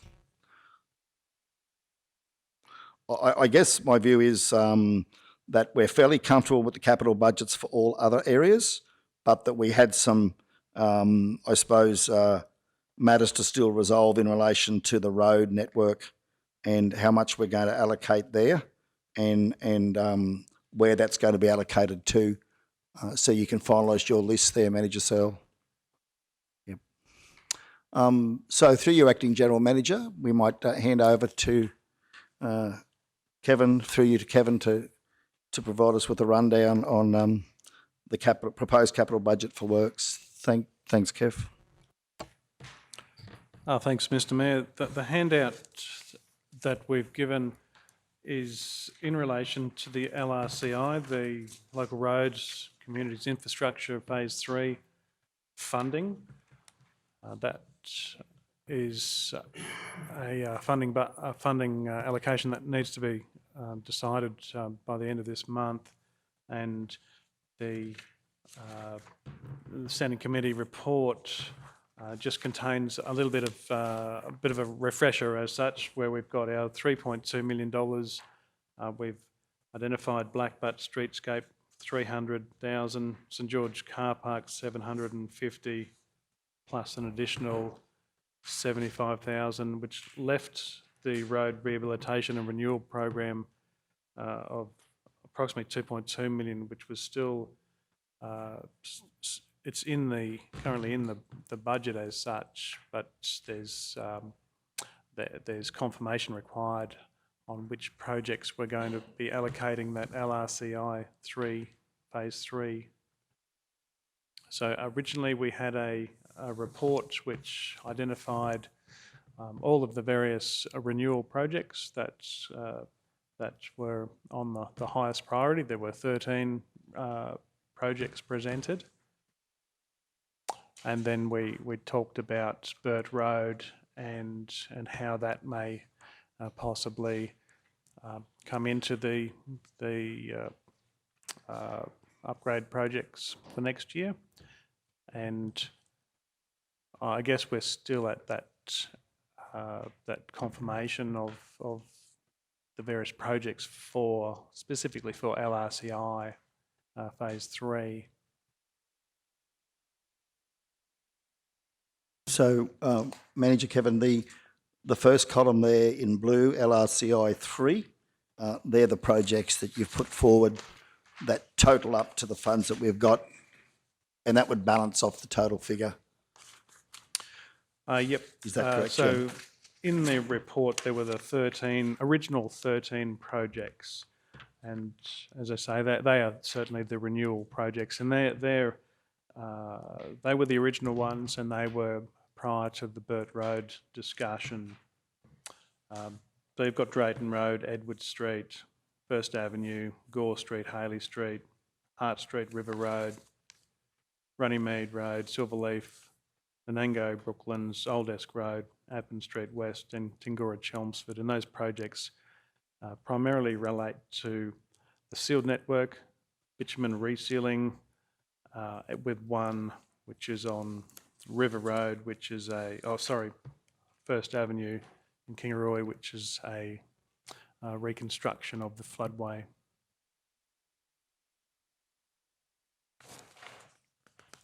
And so that's essentially the total. That totals to the $2.2 million for the unallocated portion of the LRCI phase 3 funding. And just a question before I go to Councillor Potter and Councillor Duff. If Council had the appetite, listening certainly to what Councillor Jones shared with us a couple of weeks ago about the importance of investing in the road network, we've all been on a bus trip and we've seen the amount of work that needs to be done. You've got $13.9 million there. If Council was to say, look, we will tip in another 2.1 million, for example, from restricted cash, thereby bringing your capital budget from 13.9 up to 16 million. These are just hypothetical figures. Would that give you scope then to be able to do some of that additional work that could happen in conjunction with the flood work over the next 12 months? So, for want of a better term, council-funded betterment projects on those roads? Or would that be unrealistic in terms of the amount of workload that would already be there just to do the flood repair work? I suppose what I'm asking is, would that be a help or a hindrance to your program? In terms of betterment, we're currently compiling a list of projects for betterment, and there would typically be an expectation from QRA that there would be some amount forthcoming from council as part of the projects. Rule of thumb has typically been around 10% of the project value. Again, it's only a rule of thumb and probably dependent on a cost-benefit analysis that QRA would look at. But I don't think that it would be a hindrance. I think there are probably worthy projects, particularly in floodways, etc., which could benefit. Okay. Typically, we would contract. In this environment, we would seek to contract work out, such as floodway reconstructions or floodway upgrades. Okay. Yeah. Thank you, Manager. Councillor Potter. Yeah, thank you. Through you, Mr. Mayor. Can I just have a couple of... I know we did the roads the other day, but I just would like to ask a couple of questions with regards to... You did mention Alfred Street and what we were doing there in that section of Alfred Street, because I can't find it anywhere here. There is a lot of roads listed, don't get me wrong, and I think it's wonderful. But Alfred Street, and also on the concrete floodway renewal program, Weeks Road, and that culvert at Weeks Road that's been that's got the culvert there that needs to be fixed or changed somehow. I'm just sort of wondering what we're doing there as well with that one. Thank you, Mr. Mayor. I will take those on notice. Be able to find them in your list there, Manager, are they? In terms of Weeks Road, that's a project currently listed as an upgrade, and you'll find that on the original prioritisation spreadsheet that we probably handed out last month, and that was looking at the upgrade of that intersection as well as the drainage just down from Kingaroy Kuya Road. Yep. The Alfred Street Is that in respect of the section near Somerset Street, through that section there, or?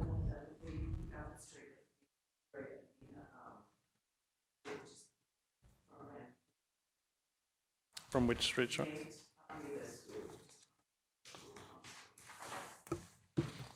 I would have to take that one on notice, I think.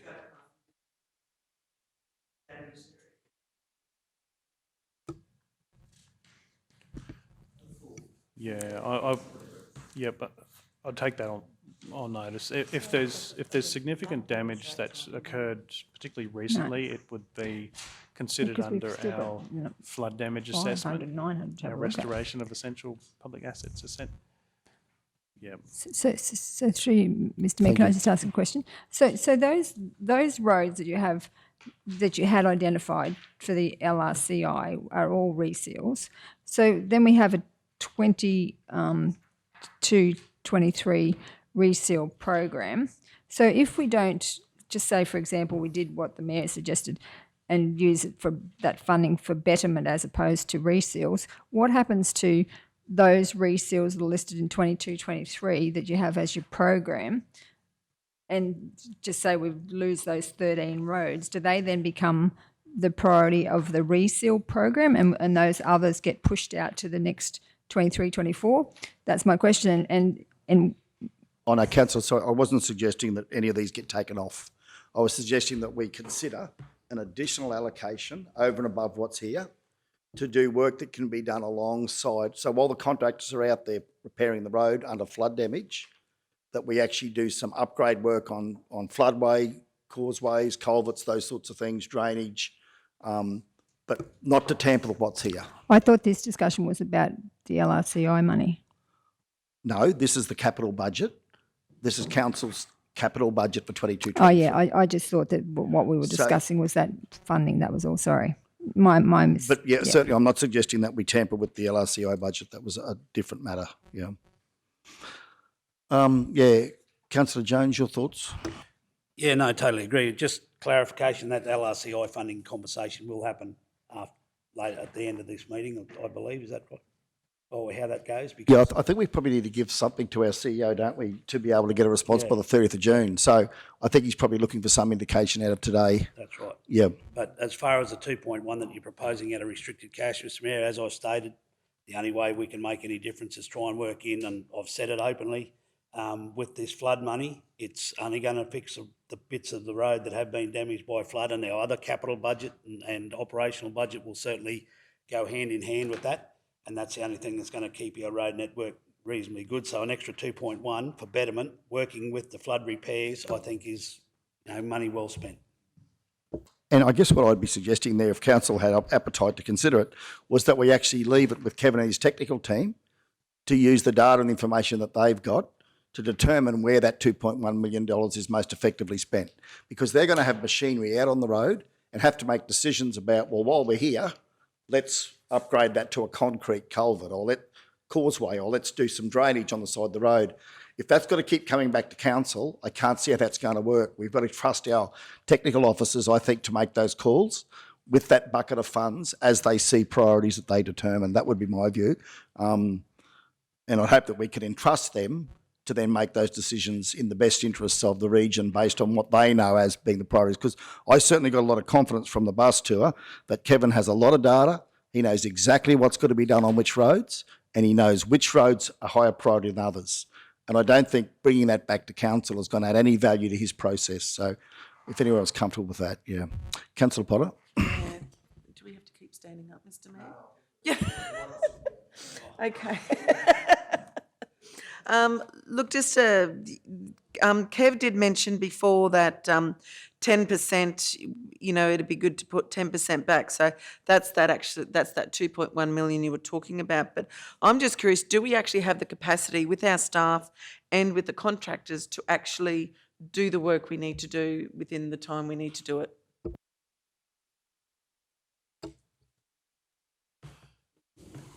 It is difficult because contractors are certainly in demand. We're managing okay at the moment. and there's an expectation that we will continue on and deliver as quickly as we can. Sorry, Mr Mayor, I guess what Councillor Potter is saying, and it would be the case, if you're going to do the betterment, it's going to take longer to actually roll the whole flood projects out unless we get more contractors on board.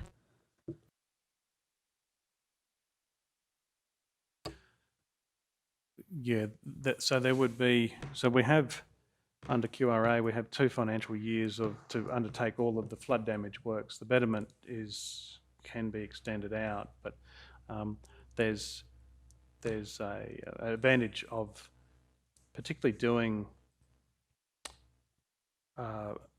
approved flood damage work in conjunction with betterment work. So, for example, if we have an existing floodway that's had some damage and we deem that betterment would be appropriate to, say, extend the concrete up through the approaches, then you would it makes sense to do it all at once.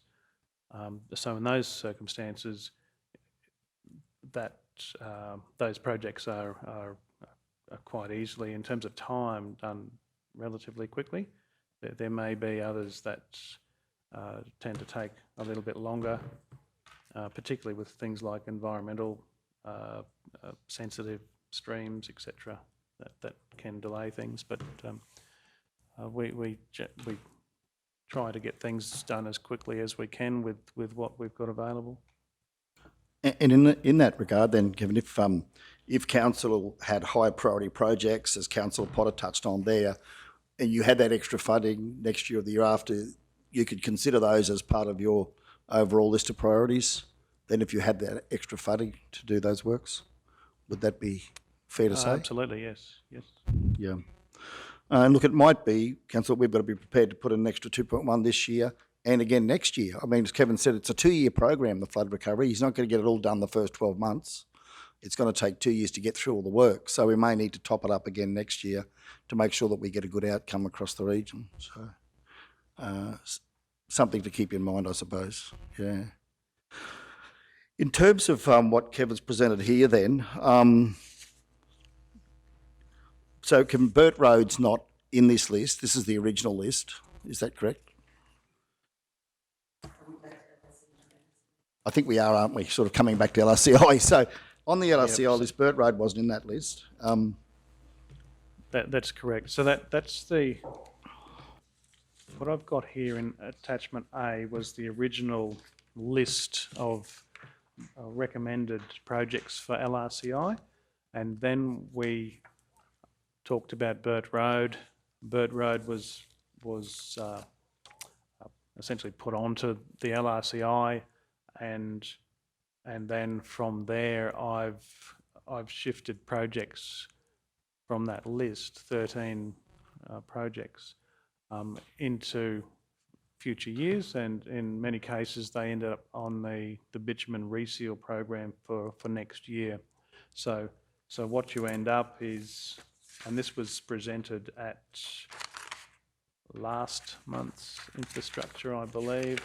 So when you include Burt Road, the specific LRCI projects are First Avenue and Tingura Chelmsford and Gore Street. Essentially, they're the ones that fit under the budget allocation once you take out Burt Road, and the other, you won't see that on the handout. It's the adjusted LRCI when we include Burt Road was presented at the previous budget CapEx meeting, where we had all of the renewal programs as well as the upgrade programs. So what you find is those 13 projects that you see now on the proposed LRCI have been pushed into the bitumen reseal program for next financial year. And to confuse the matter, the projects that were listed on the bitumen reseal program for next year have been pushed out to make way for, ultimately, to make way for Burt Road. So the end result is Burt Road comes in and some of the bitumen reseal program projects get pushed out for future years.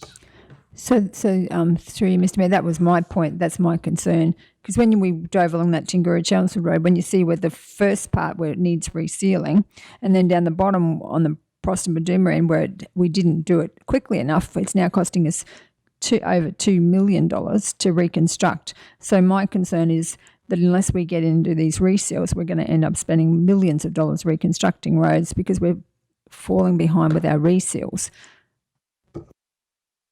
Yeah, well, we're probably not necessarily full behind, but we've delayed out 1 year some of those projects, Kev, is what you're saying, haven't we? We've pushed out some projects 1 year. That's correct. That was specifically in the context of Burt Road and trying to adjust the overall the funding, I suppose, for to match the projects. Okay, Councillor Jones. Yeah, so the option that was put forward for Burt Road, not the bitumen upgrade, but for a dust suppression and drainage work. Do we have a cost on what that would be, roughly? Have we done any, and I know you probably haven't, I know that's the question on notice, but what would we expect that on that section of dirt that we were proposing to bitumen, would $300,000 or $400,000 cover drainage works? And I'm only throwing figures around just to do some suppressant work and drainage work. Through you, Mr. Mayor, just in terms of Lanigan's Road, and that's the project that we did look at dust suppression and did a cost assessment on that, and we presented that at a report, previous infrastructure standing committee. So just a refresher, Lanigan's Road was about 2 kilometres long. We were proposing to do a dust suppression trial for 1 kilometre of that, and then our baseline was the other kilometre. So that, and part of that project involved the addition of a small portion of gravel resheeting to top up the road, and so that we were sure that there was enough gravel and could provide a formation. So in terms of cost, that was $70,000. So 2 kilometres, Lanigan's Road. With Burt Road, the unsealed section is the total unsealed portion is 2.7 kilometres. So that perhaps may give you some indication that Burt Road will be slightly longer than Lanigan's Road, may need a little bit more drainage improvements in there. Yeah, so 100K roughly would look at that 2.7K, and then I know that we spoke about, as well as there's some drainage issues out there. So, you know, like at 2.7 kilometres, probably not every metre of that needs attention as far as drainage, but there is some drainage issues. If there was another 100, I'm just throwing around figures here, so 200K would be a reasonable amount to think that we could put dust suppressant up there and do some drainage works. As a ballpark, as a trial, I think so. Mr. Basis, would council be prepared to consider an additional capital allocation to do that work for Burt Road? We could either take it out of LRCI and cut back the LRCI, or we could allocate an additional out of our cash reserves and just increase the CapEx budget by that amount this year. Thoughts on that? Councillor Jones, yours? I'd be comfortable with that if we can work through that. Sorry, Tim. Yeah, so I'd be guided by these guys here. They certainly know their operations and what can and can't be done. But yeah, I would support that if it was doable without any major disruptions. Yeah, through you, Mayor. The only clarification I'd like is when we're talking about that extra drainage work on Burt Road, are we talking the wider section, or are we talking up the narrow section as well? Because that was significant earthworks up in that narrower section, if councillors recall. Look, if I could help out, I thought it was mainly in that wider section back on this end, Tim, where we had those properties being adversely affected because they're on the bottom end of that wider catchment. Yeah, no, that's fine, Mayor. I just clarifying that because, I just envisaged there's a heck of a lot of earthworks if we go up in that narrower section. It costs blowout hugely. That 2.7 Ks will address that narrow section, though. It goes right, that includes, so I'd be more than happy. I've got some ideas to throw out there and conversation, and I understand what Councillor Duff's saying, and but I do, with the conversations around reseals and all that sort of stuff, it is local roads and community infrastructure. With this 2.2, reducing that down, and while we're putting that 200,000 into capital, there's some projects Councillor Duff mentioned, like little things in the community that would be good to have. The half-court tennis, the basketball court up there in Mergen, great opportunity to address Tipperary Flat at Nanango. We've got Burt Road covered. As I showed you the other day, there's a viewing platform out there that Councillor Henson is working with the neighbouring council and all that. That's been an issue for a long period of time, opportunity to do that. I showed what we're trying to do in Blackbutt, just to finish off Blackbutt and get the preparations ready there. There's probably about 200,000 needed to do that footpath, that sort of stuff. And then, I just threw this in the other day about Tingura Chelmsford Road with the conversation we had around the reseals up Tingura end. Maybe we could throw some money into the rehab down the other end that needs addressing and start working on that road. There'd be $1.5 million or thereabouts left in that. Still left to do, maybe whack some money in reseals. I'm open, that's just a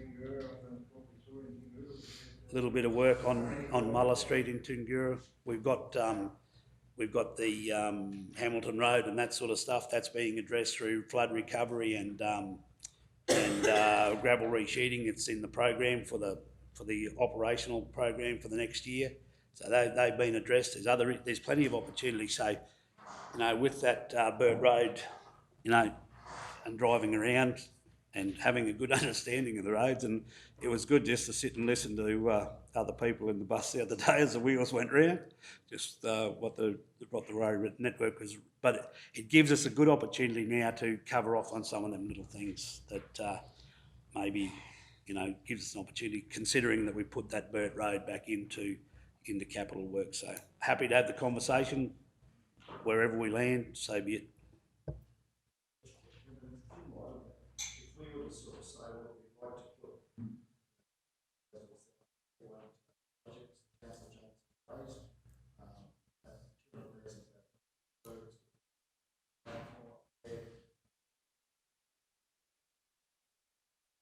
Then look at, say, moving to Chelmsford across into CapEx, new additional allocation there. And then topping that up with some development program as well, so achieve that. Just listen to what Councillor Jones is saying. That's the money.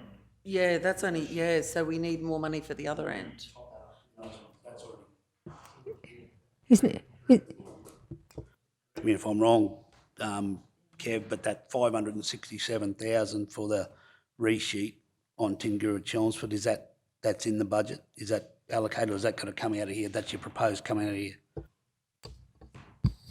Yeah, that's correct. So the handout that you've got with those 13, with the 13 photos, essentially those projects, that was the original LRCI list, and so that doesn't include Burt Road.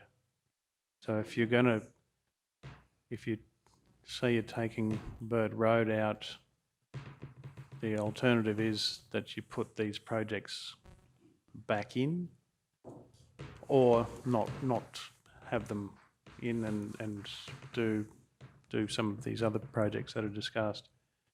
So what I've done is put Burt Road in and taken 10 of those projects out.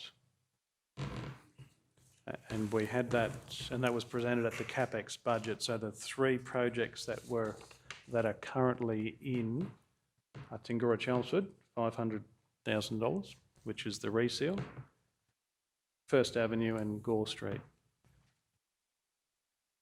So that was my point. There's 10 roads on this list that have gone, that would just be left, either pushed out to, done in 2023, and the rest of them pushed out next year.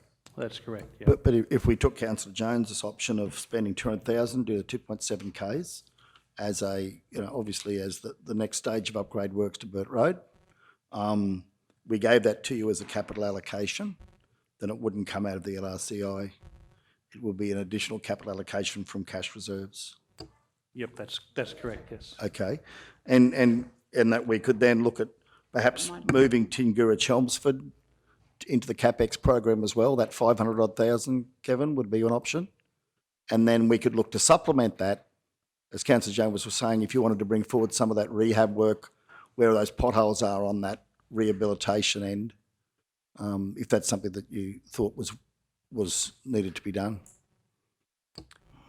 Yeah, so that would be in addition to the current presented budget. Yep. Yeah, so I guess just to summarise, and please push back if you're not comfortable, is to say that, well, if we were to say, well, we'll adopt the LRCI, the budget that Kevin's presented us with here, with all the list of roads in blue, except for Tingura Chelmsford, which we'd take that 567,000 out, and put in its place, Councillor Jones talked about community projects, which is, Councillor Jones listed off 4 or 5 community projects there. What you're suggesting, Mr Mayor, is that money goes into capital, the 567,000. And then the 567,000 is funded as an addition to the CapEx budget, as well as another 200,000 for Burt Road. And I'm suggesting then on top of that, another $2.1 million for betterment as our contribution towards betterment for Kevin for 22-23, which would be the 567 plus 200 plus 2.1 as an additional allocation out of cash reserves for council's roads capital program. Councillor Erkins, your thoughts? Not on that, I've been waiting for a while. Just on driveways, when you're on Burt Road, make sure the guy complaining about his driveway knows his driveway is his responsibility and not council's. Thank you. Okay. As they all are under our policy, as they all are. Yes. Yeah, Acting General Manager. Yeah, just through you, Mayor. Just a slight correction on that Tingura Chelmsford. It's actually 623. There's 2 projects there. There's 567, and then there's 56,000 on the next line down.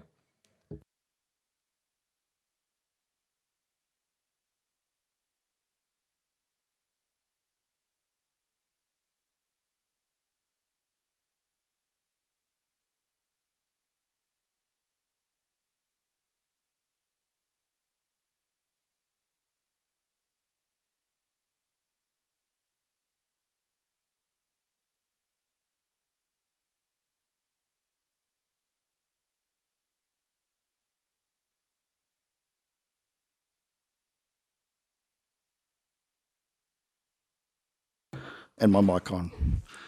Yeah. Yep. So now suggesting that, yeah. So I'd be happy to get that up as a motion for the count. Can we put that up as a draft just for everyone to consider, Bree? Yes, please. So that the final draft, that the draft be endorsed and presented for adoption, including the following amendments.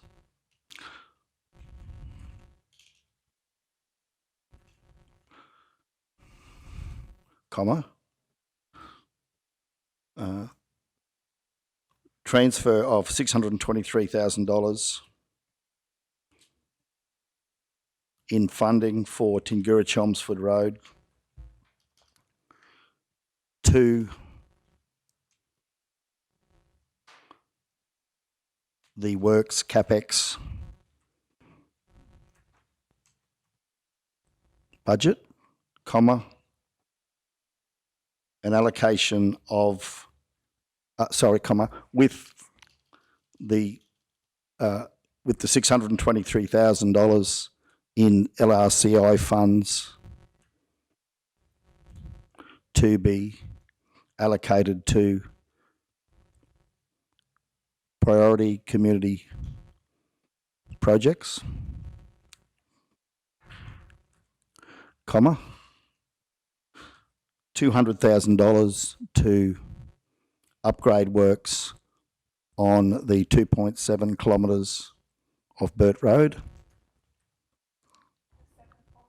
2.7, thanks, Bree. Yep, of Burt Road. And $2.1 million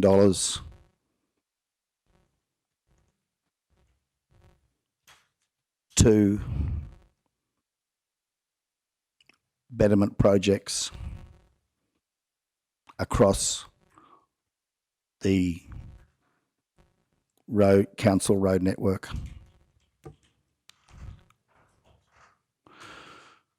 So, Kerry, if we add all that up, currently we've got in the capital budget 13,968,149, and on top of that we're going to tip in an extra 200,000 for Burt Road and $2.1 million for betterment.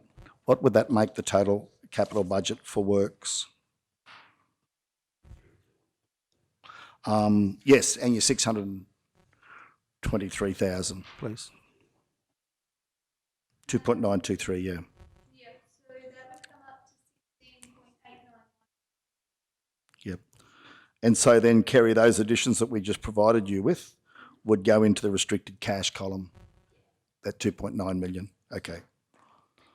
Can I just ask, Mr Mayor, so the 2.1 million, so that just verifying that that's like the roads that we looked at, when we went out and looked at, the ones we didn't look at in Division 1 because they were under flood, they'll quite possibly then be the flood damage and they'll be, yep, okay, yep.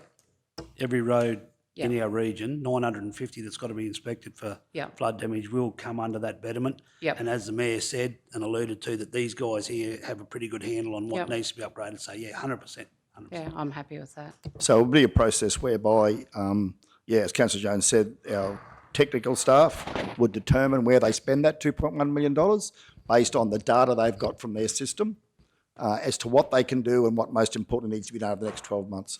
It basically gives Kev a bucket of money that he can use to do that work as he needs to, would be the proposal, yeah.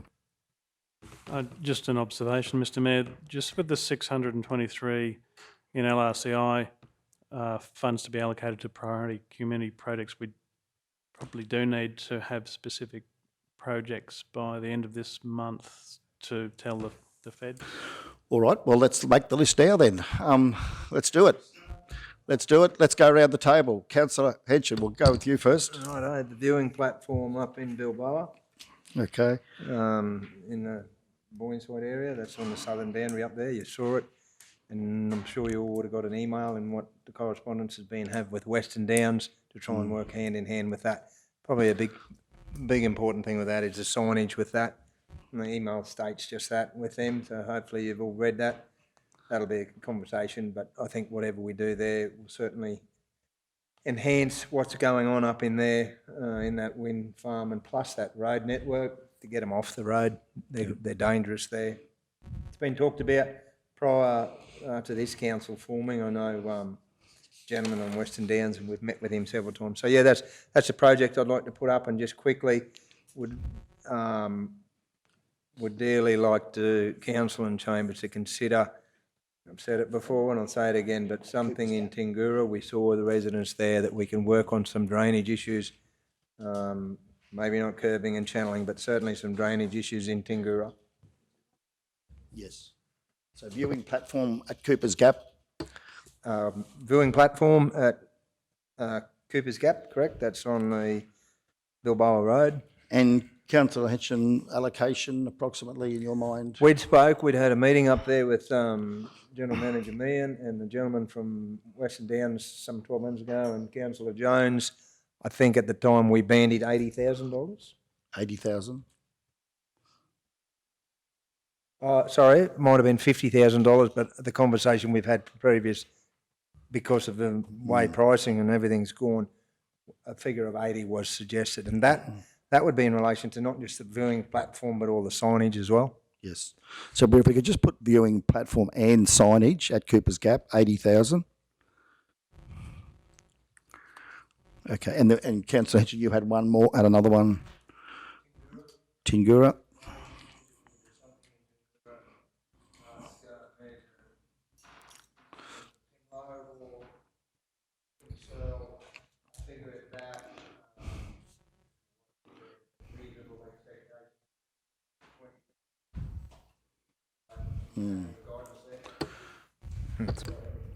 I think if we're talking about Muller Street, which was the primary one, something in that order would probably be appropriate, I think. Yeah, there's Muller Street and Magnuson Drive. I think that's the one right up on top of the hill. Yeah. There's some fairly, I think, simple work. Might be best to describe it. Been very beneficial work with the pipes in the drains there. Absolutely, just tidy them up. So yeah, open to suggestions there.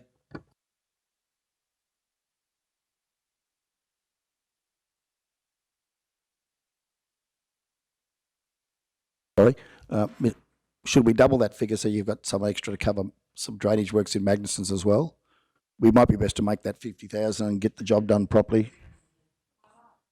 That's why we're going this way. Yes, well, we're going anti-clockwise. Yeah. Okay. Councillor Hitchin, that's you covered. I'm happy for those Yes. two to start with, and I'll pass the ball on to my colleagues. Thank you, Councillor Hitchin. Councillor Potter. Yeah, thank you, Mr. Mayor. I think what I'd like to see is Lions Park completely finished. I know we've had conversations with regards to the community gardens and maybe moving them to Lions Park and making them wheelchair accessible, because then you can have organisations from SB Care or even the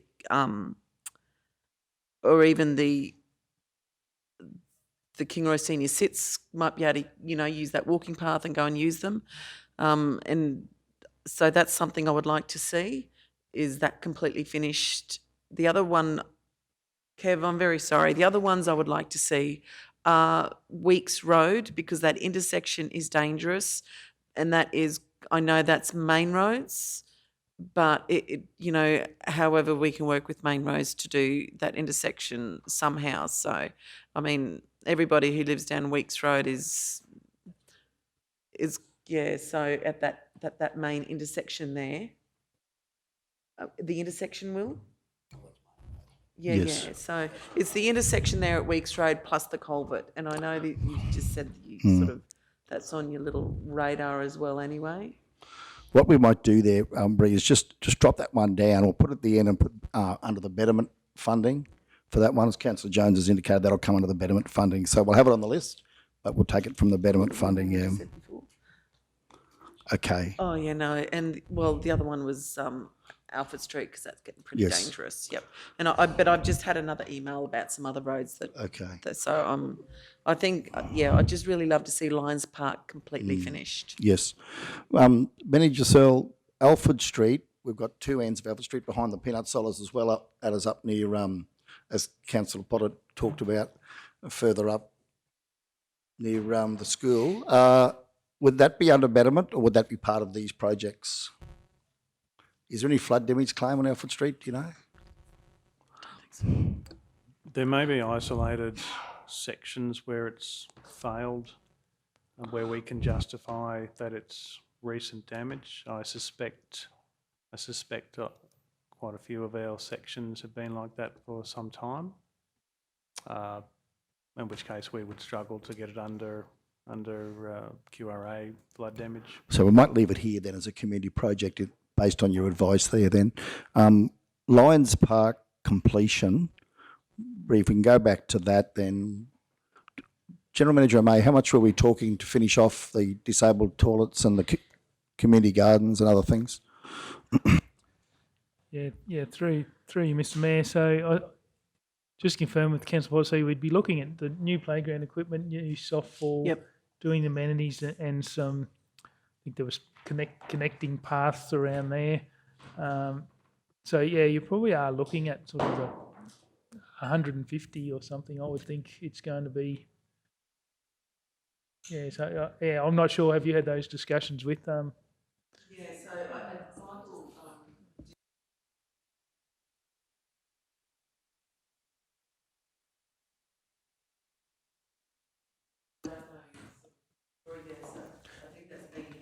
But yeah, I don't think the softball and the playground they were future stages. They weren't included in that. That Leanne was looking at. Yeah, right. I think this will.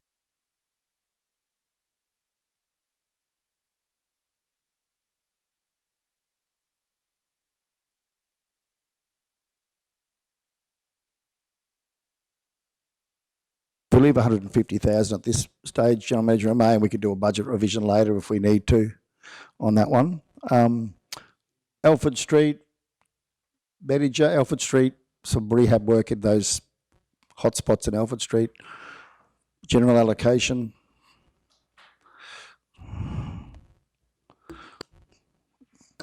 This is in respect to the peanut silos? And the section that Councillor Potter spoke of, which is...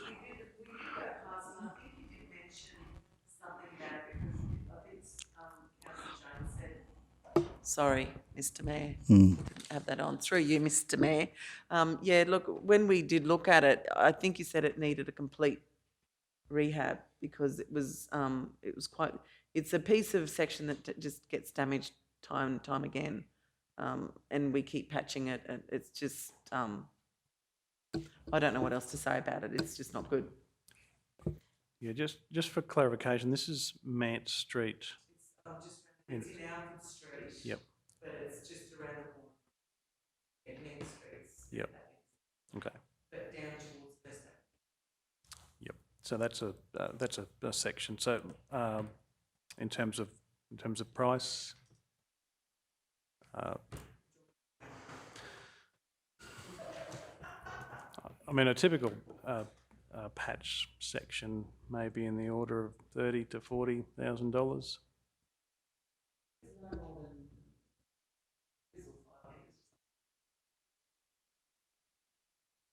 Yeah. Okay. Well, that's almost in the realms of maintenance, and I think that would be, rather than a particular allocation, it would be under the OPEX budget.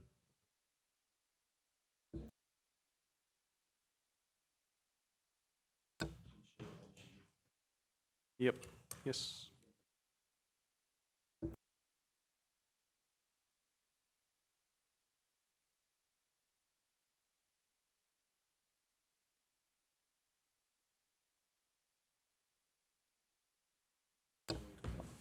I believe Alfred Street behind the peanut silos is a significant project. We have done some minor patching. I believe that's going to be. I would need to take that one on notice. Yeah. I think there's a significant. We could review that at a future infrastructure standing committee meeting then, once you've had time to assess it. Yeah, that's fine. Thanks, Kev. You happy with that, Councillor Potter, if we move that into the maintenance budget to get that done? Okay, Councillor Jones.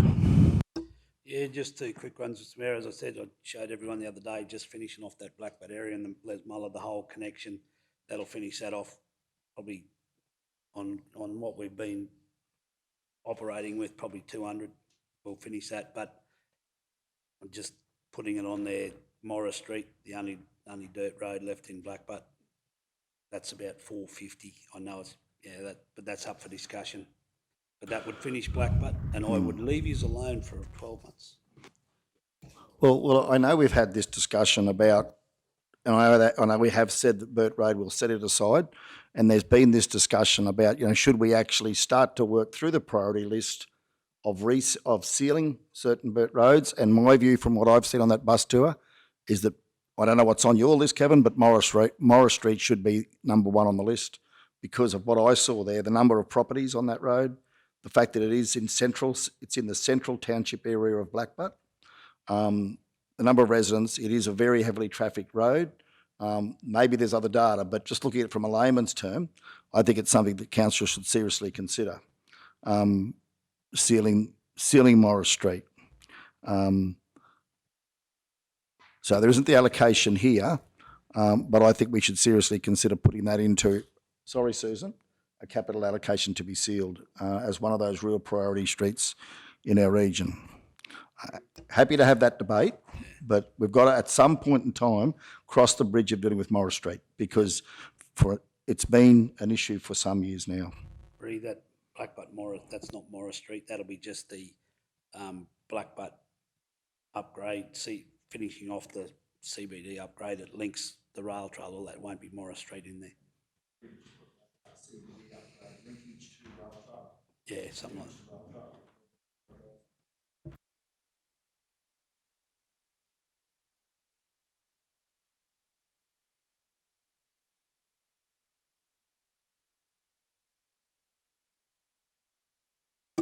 So the Wieners in Proston was a project that we can't get finished. I think we need we need $27,000 to put those Wieners, and they want to do like a feature. So that's, I'm pretty sure it was 27,000 was the difference. Was that right? Or yeah. The Gore Street in front of the high school is in the actual in the capital projects. It's not actually like in any of the budgets, but it's one that I think needs to be done, and it's listed as at 180,000. So that's that in front of the high school, fixing up that parking, the curb and channeling and all of that. Gore Street's also in the reseal, so whether that costs could be cut because you'll already be doing the reseals in any case, but you've got it listed there as 180,000 as that project. Through you, Mr. Mayor, the Gore Street reseal is the bottom end of Gore Street for resealing, and then there in the pavement rehabilitation there is the mill and fill asphalt replacement, which is essentially from the CBD up to the school, but where the new footpath has gone in near the school and the proposed parking, that's currently not in the budget. It's not in the budget, but it's listed at 180,000. That's the figure that you had. I saw a figure of, I thought it was 180,000. Yep, that might. Yep, it's certainly in as a proposed upgrade. Yeah, so that was a figure of 180,000. Yep. Yeah, so I just wanted to clarify that that's the figure. Yeah.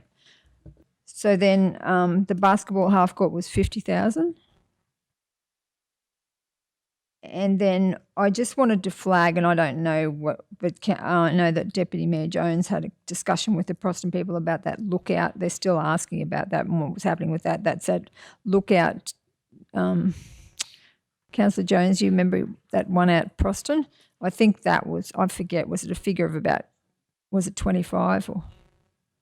When I met him up there and we were talking back, that's 18 months ago or more, that figure would be considerably larger now, but I think 50 grand. 50? Discussed, yeah. So you'd want more than that now, I would think. But was that, what were you going to do there? Was it just a couple of tables and chairs, and just there needed to be a lot of earthworks there and consider drainage and all that sort of stuff. So there would have been a cut and fill and all that sort of stuff, levelling. Yeah, a bit of work involved, plus two lots of tables and chairs, which would, I think they're currently worth about 20 grand each a set now. So if you cut that back to just one, could you just halve that project and just start it for them? Because next year's 100 years and they're just talking about doing stuff like that, but I don't know. So I'll just put it in the mix. So would make it 50,000 just as a ballpark. And the other one I need to put in the list is that we met with Heath Sanders at BPDM, and his priority project was those 9 carports to actually, they're taking the trees out and they wanted to cover those carports, and that was 100,000 was the estimation. I think, was it Tim, you suggested that it would be 100,000? I couldn't put my heart on that one, councillor. I'm not a builder. But I yeah. took notes that day and that was the figure. Yeah. Yes, So that's, yes. they're my projects. Councillor Perkins.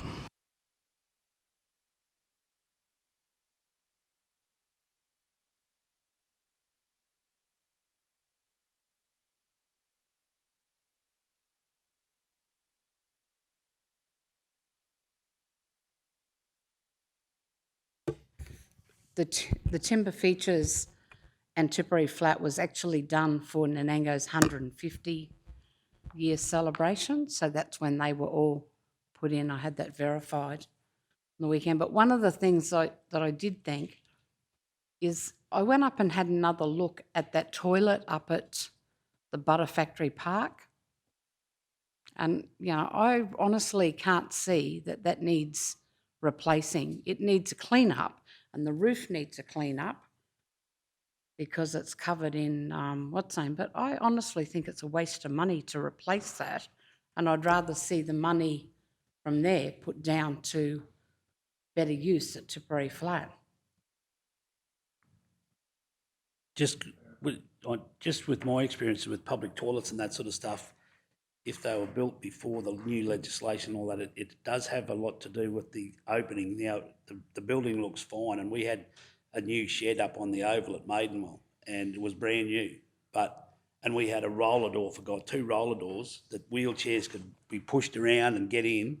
But because we had an access door that was narrow, we had to literally take that access door out and cut it and make it bigger. So I don't know what the doors, widths and all that sort of stuff, and I don't know what date that was. So that may be something to do with an upgrade. Yeah, maybe it is, but maybe if they could look at before they just go and replace the toilet, just check and make sure that they're, you know, doing a genuine need to and not just... but one of the other things just reminded me about doors. There are a number of toilet doors in Nanango that are causing issues for residents, and apparently, I don't know, apparently the cemetery, the toilets, there must be an issue with the cemetery toilets, so maybe that, if they need replacing, maybe they can go onto the list because somebody's child got locked in them the other day. It's a big write-up on them. And I know all the toilets in Nanango, you know, if you can find a vandal-proof lock. It's a shame one of the big...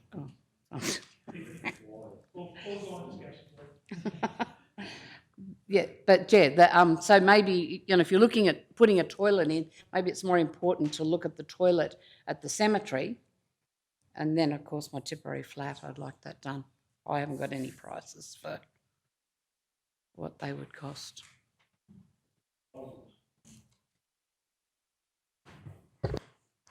We'll take that, we'll come back to that, councillor. I think that's probably a matter we'll come back to in terms of that Works for Queensland program. General Manager Obey, there will be some capacity to move that around through the year if there's unders and overs on that, won't there? So you might be able to deal with that through that. But yeah, we'll go to Councillor Jones, then back to Councillor Henson. Just with that Works for Queensland and LRCI funding, are you able to cross-fund like that? Are you able to take just Works for Queensland funding for the toilet block at Butter Factory Park and put that down with LRCI funding at Tipperary Flats? Because aren't they state and federal? Aren't they 2 lots of different funding? And I just wanted, is that able to be done? Yeah, through you, Mr. Mayor, you just need to have a component that you could allocate to the Works for Queensland of it. So if there was a certain, not necessarily joint, but you just a portion of it would be funded by LRCI, and that's. Well, I'd like to 250,000 on that upgrade to Tipperary Flat, just the surface, because, and if we do have any left over, we can put it into the structures. But I can see driving past there, we're going to fix that wet area up, and it's going to create dramas and drainage and all that. So there's a fair bit in getting that surface right. So I think it'd take every bit of 250, and if we've got anything left over, I think we can upgrade some of the structures. You can. Councillor Henson. Yeah, thank you, Mr. Mayor. just perhaps if we go back to the top with all our villages and little towns in the region, I know it's been talked about Geelong with the tennis courts and the camping there.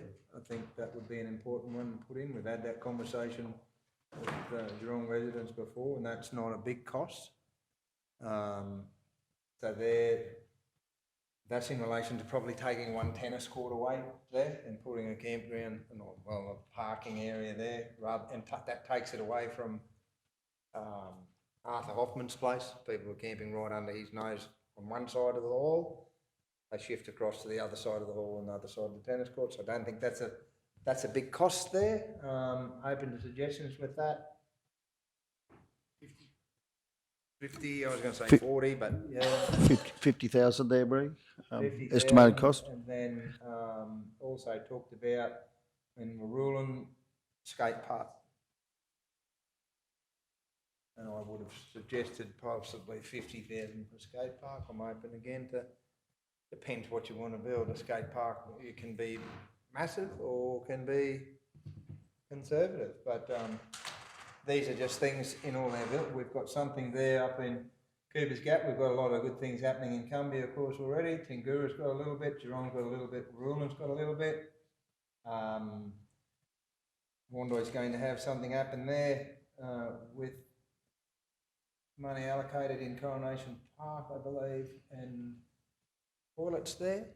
So, Wandai's going to have money coming through there. They've got that upgrade with works for Queensland and all that sort of stuff. Yeah, So that's yeah. on the rail trail there. There'll be plenty going on in Wandai.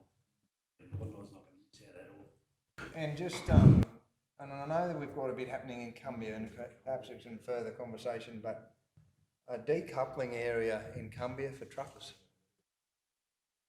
That's fairly important. Like that's a huge freight. Like freight goes in and out with the stone fruit and avocados there. And at the moment they're parking up from the school and they're being hunted from there, which That's main road discussion.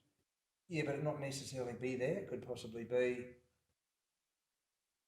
somewhere else. Not necessarily really. Be on the main road. That's just certainly conversation piece, but decoupling area in Cumbia. Kevin, are you able to take that on notice and bring that back to our future standing committee meeting as to options for a decoupling area and what that might cost? Perhaps you could look at some options with Councillor Henchen as to what might work out there.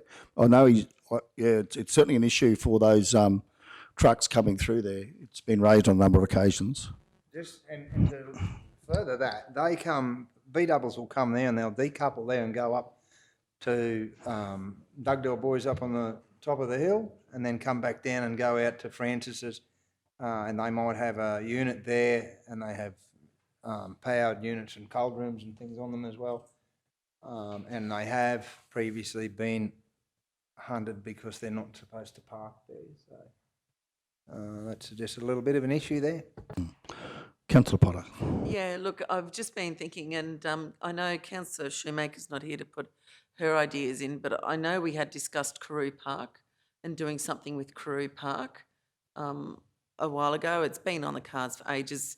Councillor Duff and myself and Councillor, this has been going on since the Kratzman era, actually, when it was actually officially named Carew Park, and the Carew family, council actually made the Carew family pay for their own plaque to put in the park. So, and I think it's really rude of council to not actually do anything with that area.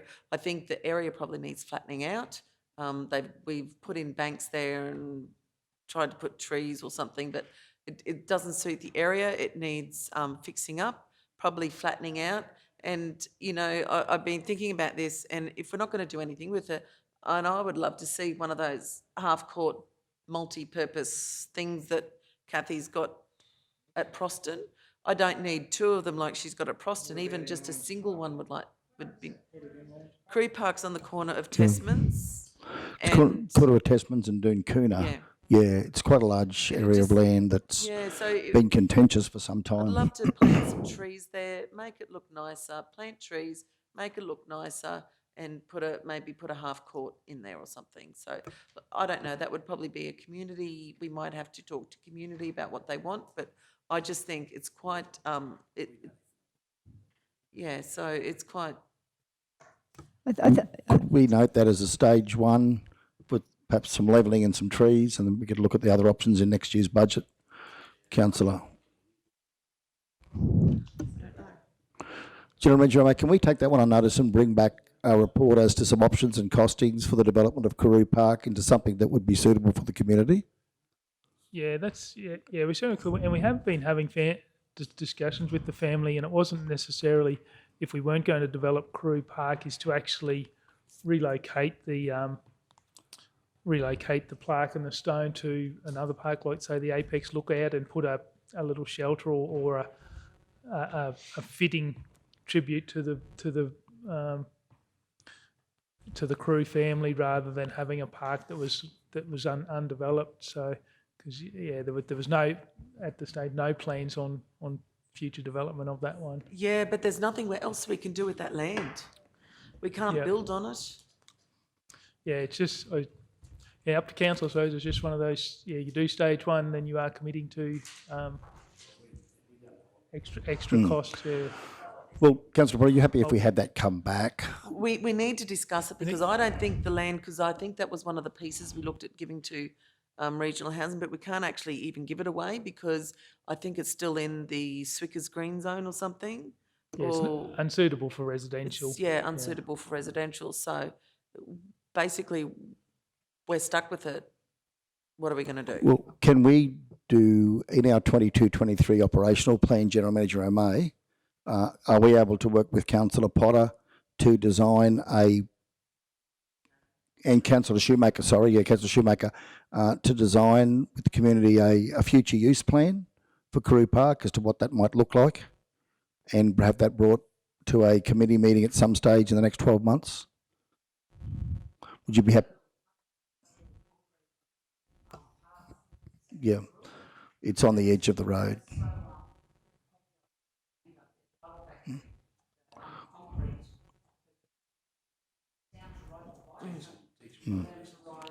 Yeah. So there's some real good options there, isn't there? So yeah, you happy with that, Councillor Potter? If we have that brought back, Yeah, thank you, Mr. do Mayor. some work, and let's get a plan for Karoo Park happening. Okay. Yep. Thank And you. I know I brought it up before, but I know Pete's actually going to be sick of me. He probably want to throw something at me about now. We've had this discussion, but I just need to make sure that council is on board with the youth council and with the strategic plan that we would like to do for the Southnet strategic plan for the arts that we have, and it's in our operational plan. Well, look, more than happy to, but yeah. Yes. We've talked about our strategic plan. It's in our operational plan, and I just need to make sure that we've got the money there for our strategic plan through the Arts, Culture and Heritage Committee, and also that we've got funding there for our youth council. General Manager, can we make sure that's noted for the when we go to the Kerry, the OPEX budget? Can we, for 22-23, can make sure that that's noted for inclusion in the OPEX budget? The development of the strategic plan for the arts. Thank you. If not already, thanks, General Manager May. Look, that gets us to 1.237. And I think we had 623. So that leaves us another 614. So, look, I'm open to the views of council as to whether you want to... Yep. And then there's Morris Street. So we certainly could, the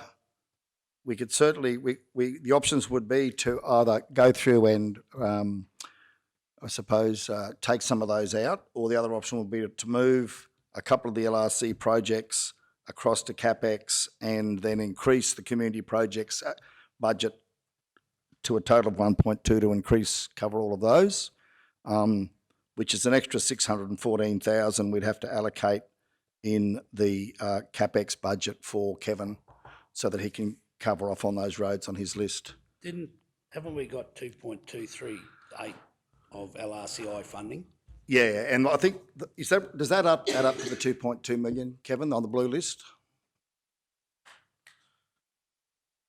That was my I understanding. think by taking those projects out and putting them into capital, that loosened up nearly all the 2.2.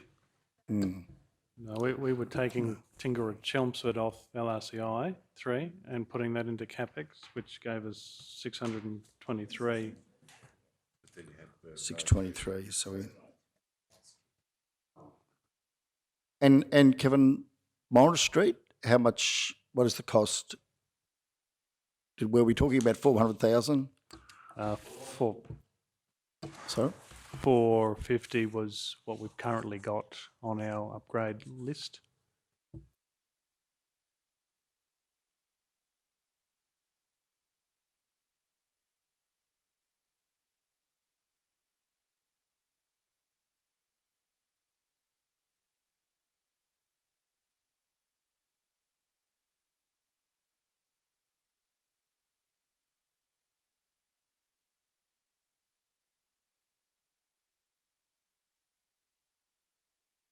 Mr. Mayor, just, so you're saying the Tingura Chelmsford is going to be funded with CapEx money, like in the cap, and then where's the 450,000 from Morris Street So coming it from? would come from restricted cash. Restricted to cash as seal, well. to seal Morris Street. And then what about the remaining projects that if we've only got 600,000 here, we're short? Yeah, we're 613,000 short, Susan, I believe. So we would have to pull out 613,000 worth of projects from this blue list and move them across to the CapEx for works so that Kevin can still complete those projects, which I'm sure we could work that out if that's where council would like to go.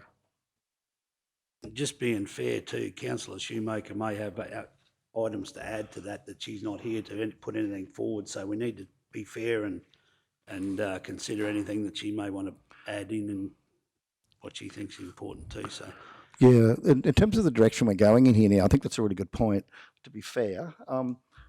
Acting General Manager, when are we having our draft OPEX budget? When are we looking at it? Is it coming forward next week? Yes, we've What's the date for that It budget was committee last meeting? week. It was a week ago. Oh, we've done that one, have we? Sorry. Okay. I was just looking at taking the work that we've done today and putting that forward to our next budget committee meeting so that we can involve Councillor Shoemaker and then get this capital budget bedded down before the 8th of July. Mayor, can we get an explanation? I'm confused on the fact that we had 2.238 of LRCI funding and we had, the manager had those 3 projects in, the reseal and all that sort of stuff, and then we put them into capital. So, and we've taken Burt Road out of 1.25 million. So how come we've only got that 6, where's the money? Where's it been spent over the 623 that we had allocated? Because there was... Yeah, I'm lost. I can't see where we've got money allocated already. I thought, yeah, so can we just have an explanation? Kerry, maybe, are you following any of this? Because we've just been on the shopping spree. So I think the list that we have in front of us has those items shaded in blue, and they're the $2.2 million worth of projects that Kevin's identified to be done under LRCI. So when if we include Burt Road there, then 1.25 million of those projects was then moved across into CapEx, and it only left, rather than having those 15, it only left 4 projects, which I think from memory just included Tingara Chelmsford, First Avenue, Gore Street, and maybe Runnymede. No? And just Gore Street.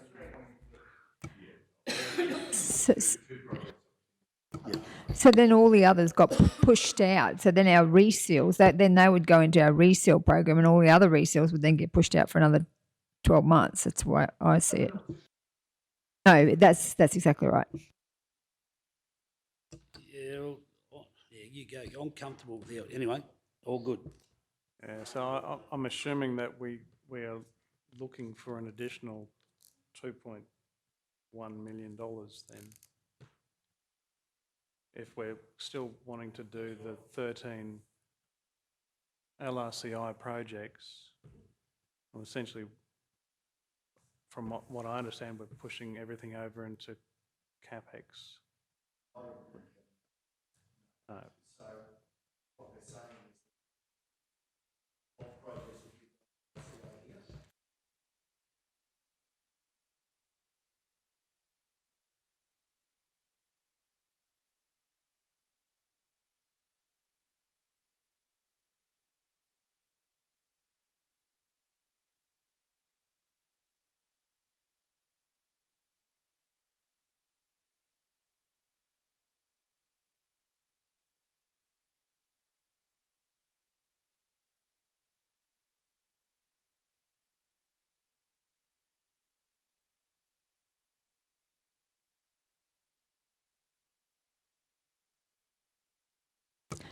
So just so I understand, so we'd still do the same resale program, we'd still do the same LRCI in 2022-23, except we just take the Tingura Chelmsford roads out and put them into the community, into CapEx, so that we can use that money for community infrastructure.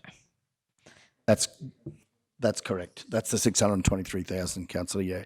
But the total that we've listed here comes to 1.237, so we're 613 short. Yeah, 600. So if we want to keep that list as it is, then we would have to pull 613,000 of these road projects out here and push them across and increase Kevin's CapEx so that he could still deliver those projects. That money would come from restricted cash. Correct.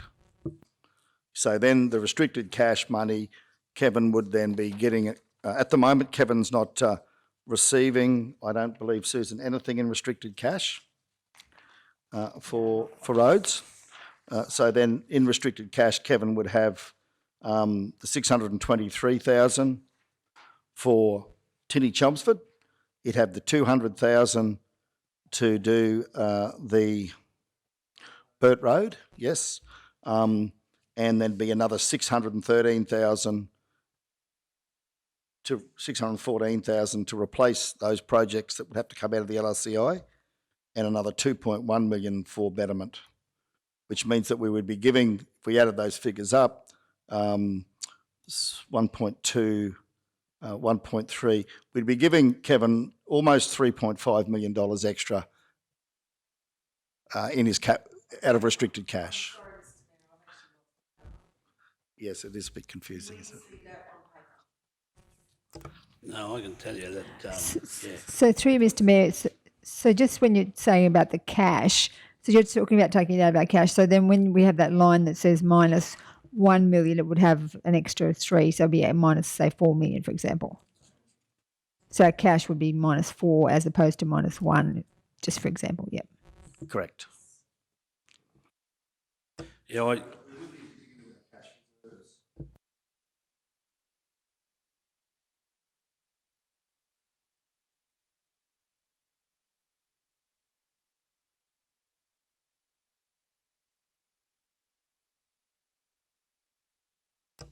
yeah, look, Yeah.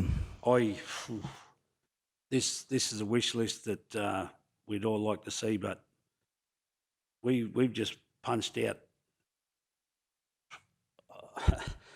It's gone into the roads, which is all great, 2.1 plus with nearly 3 million, and now we were asking for another 600, and we're talking about 450 for Morris Street in Blackbutt, so that's another 1 million.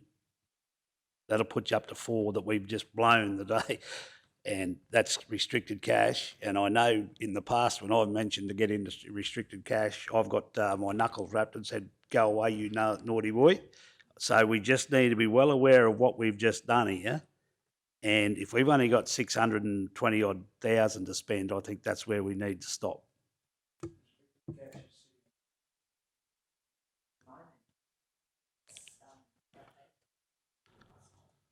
Beg your pardon. Sorry, 52 mil at the moment, councillor, but that's also our FAGS grants, we've restricted that, plus, but Kerry's probably got the breakdown in front of her there.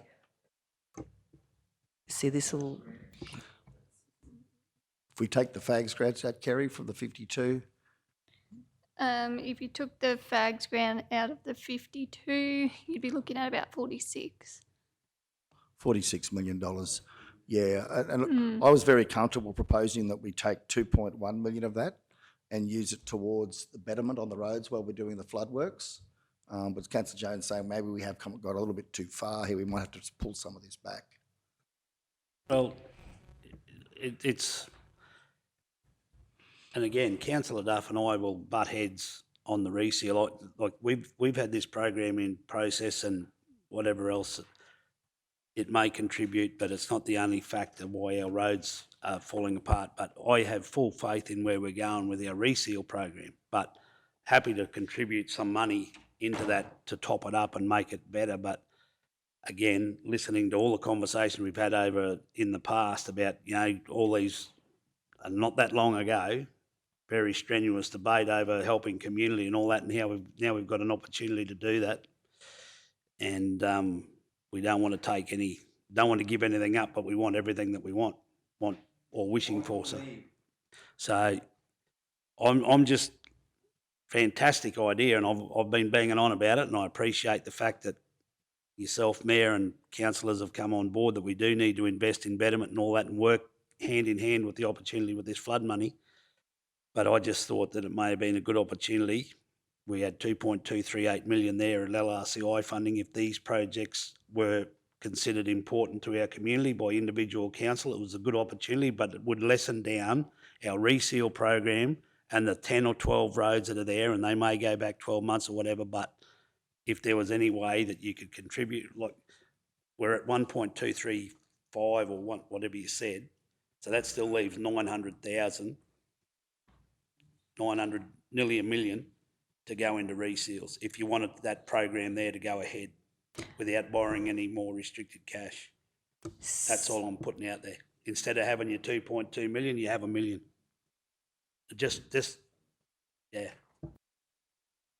You're saying a million of betterment as opposed to 2.2? $1 million left in LRCI. So Yes, that's what I'm saying. So 2.238 is the current figure of LRCI funding that we have to distribute or decide where it goes. You're saying that you want to punch it all into reseals. We've just had this conversation where these are priority projects that each individual councillor thinks is important to our community without the input of Councillor Shoemaker. So if we want to see these things go and get ahead, because as we know, this might be the only opportunity we have to get them out into the community. And if it means reducing your reseal program down, so you've got to work out what's important to you. Do you think that this is important to your community? Your reseal, I'm comfortable with our reseal program and with an extra $1 million, all that sort of stuff, where we're going, because this process, we're in the process of rolling over from our dirt road, correct me if I'm wrong, Kev, but our dirt roads now is rolling over and we're prioritising our bitumen section. That's correct, and that's reflected in the amount that we've got proposed for the gravel reseeding this financial year. It's significantly reduced. So my concern is, as I've said about the Tingura-Chelmsford Road, if we don't do some of these roads, it's going to cost us a bucket load more money. So into the future, we're setting our council up, in my opinion, for failure if we don't get those reseals.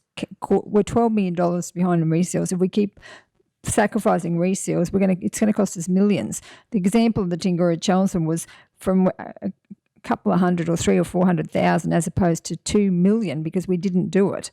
So what's that going to cost us long term if we just keep pushing these reseals back? Some of those roads are disgusting. They're just so bad. I'm just so concerned about those just not doing our reseals and letting them just get out further and further, where that's going to land as far as financial problems into the future. Yeah, not arguing about reseals and all that, but correct me if I'm wrong again, Manager Kev, but we have put a considerable amount of our reseal budget this year has been increased by $1 million plus. Am I right in those figures or am I wrong? Currently, we've got $3 million in reseals and 1.7 in sealed pavement rehab, which is a significant amount relative to our gravel resheeting program, which is only just under $1 million. So that brings me to my point again, Mr Mayor. If these are items of importance and significance to our community, we have an opportunity to do them, because if we don't do them now with this funding, I'll ask everybody this, can you see any or a majority of these being done under the future budgets that we've got going forward? This is an opportunity for this council to give something to your community, and I've been hearing it and hearing it and hearing it. So it's a decision you make. Do you put an extra $1 million out of your 2.238 into reseals and do this, or do you cut this back to your 623 where you need to be, where we first started our shopping spree, or do you go down the? I'm not comfortable going any further down the restricted cash path at the minute. It's Councillor Potter's turn. So that's why I wanted to take it out of the water, that water, because that could be something we could borrow, or we could get out of the reserves in the water, not use it take it out of roads. That's my concern. All right, Councillor Potter. Yeah, thank you. So, so I know you've given us those amounts that we're spending on roads, but none of that includes any of the works done through recovery, does it? That's correct. That's a separate. That's an operational funding. A lot of the damage on our roads, including our seal network, would be under flood recovery inspection now. Yep, that's correct. And in terms of the betterment, as I said previously, we are compiling a list, and that's intended to be submitted for potential funding. And there's an expectation that those, if they're successful, that a significant portion of that would be funded through QRA. So there may be consideration by council to look at perhaps reducing that betterment amount, perhaps to say $500,000 on the basis that there's perhaps a significant portion potentially can be funded through QRA.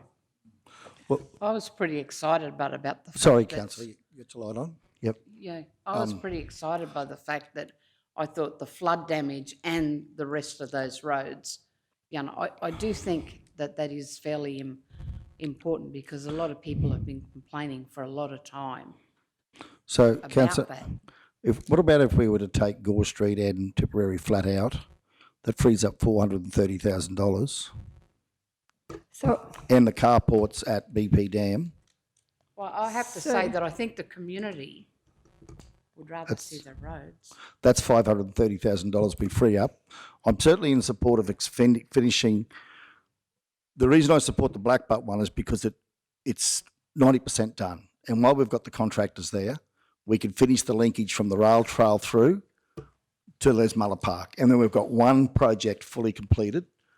Otherwise, we're going to have to get them to come back, and it's going to cost us a lot more in the future. So I think that's got real merit. But I think there still needs to be there still needs to be money spent on Tipperary flat. That 175 years, that's a pretty big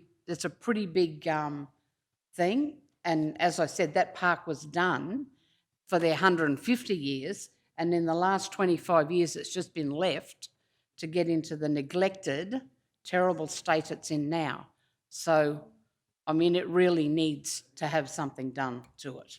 And the Gore Street project for the high school, that Simon wrote to us on behalf of the school, and to get that done, and it was actually listed as a priority project from the council, and Councillor Potter and Councillor Shoemaker actually stood there and supported the fact that it absolutely needed to get done, because it's an embarrassment to have that. Now that's the entrance to that big, massive upgrade, and we've got no curb and channeling there. That project to me is a priority. Okay. I guess, councillors, what I'm asking for is I'm getting mixed messages here. On one hand, I'm hearing you say that you want to spend betterment money on fixing up the bitumen roads, but then on the other hand, you're also saying you want to do this. And I just No. can't see how we can have our So cake my and eat. argument was that- Councillor, please don't speak over the mayor. My concern is that we can't afford to do both, and we're going to have to draw a line in the sand somewhere here.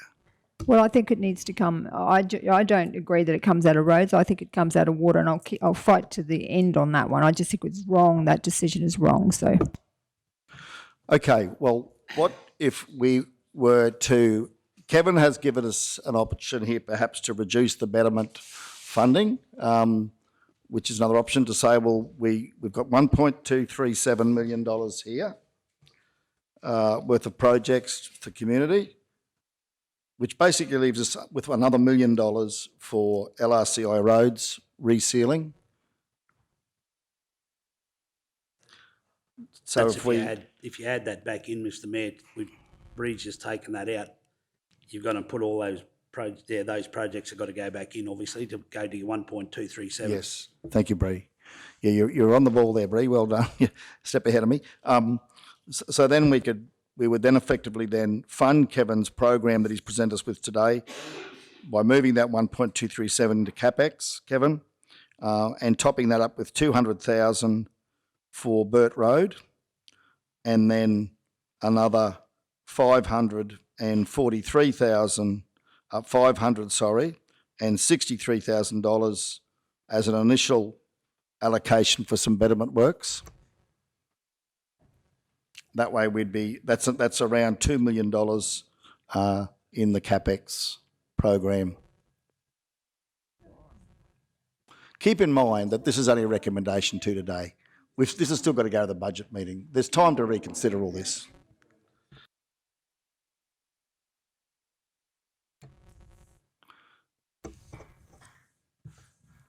So I guess time's getting on. Are we happy just to put this forward as a recommendation? Let's give ourselves some time to consider it in advance of the budget meeting on the 8th of July, when we'll have all our councillors here, including Councillor Shoemaker. But what this does flag is that council is, at least we're looking at some additional money for betterment. We're looking at a solution for Burt Road, and we're looking at how we can deliver on some community projects over the next 12 months, because Councillor Jones' point is good. The LRC money is not guaranteed into the future. So that being the case, Bree, I'd be suggesting that we transfer of $1 million, so on the second line, $1,237,000 in funding. Oh, sorry, Bree, back to the original motion there. Yep, so second line on that motion. Following a transfer of $1,237,000.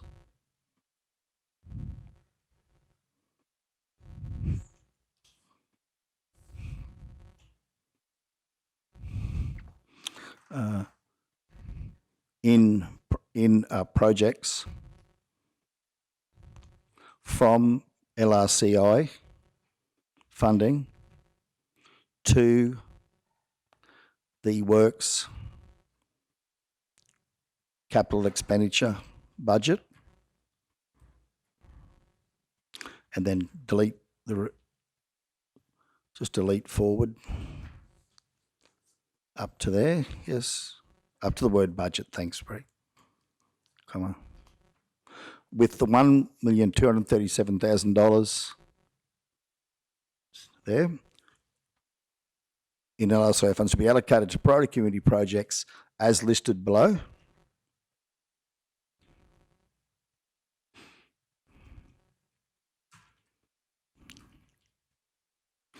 $200,000 to upgrade works for Burt Road, that's fine, and $563,000 to betterment projects across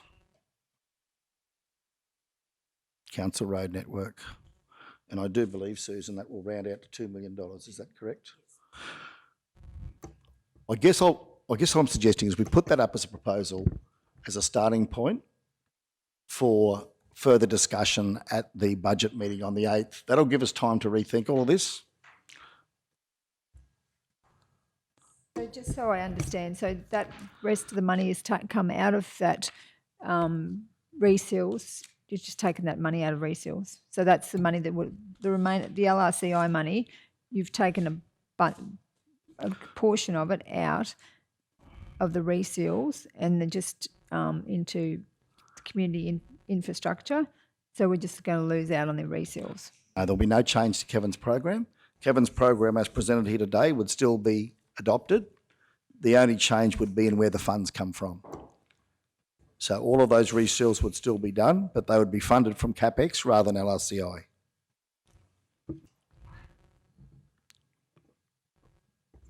Happy with that as a starting point. We could go around in circles here all day on this otherwise.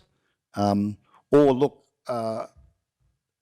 because we want to get something from this discussion. General Manager O'May, your thoughts? Yeah, through you. Just a comment, Mr Mayor.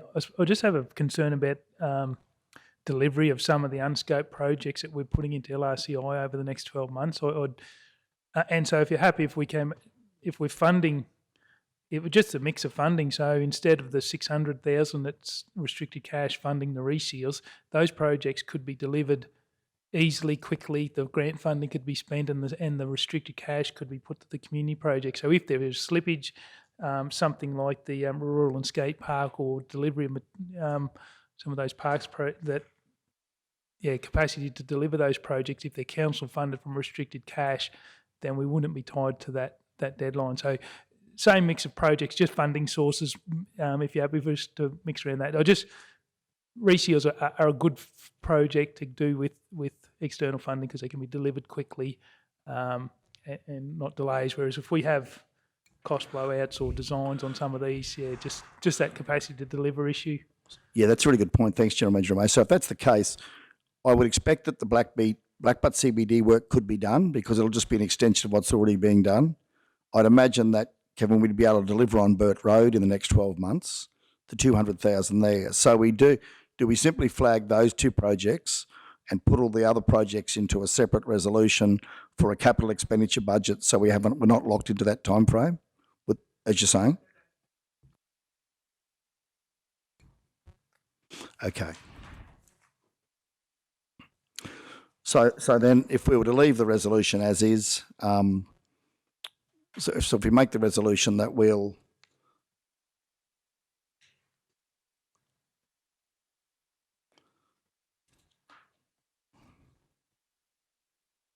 be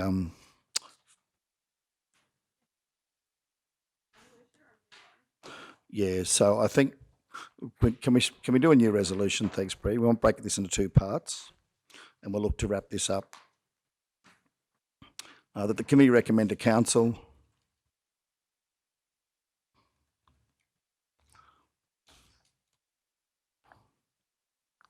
that council adopt the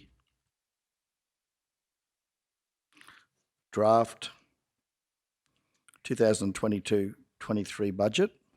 You can probably copy and paste this from the previous one, Bree. The first, so those first two lines. Yep. Oh, yeah, that'll be fine.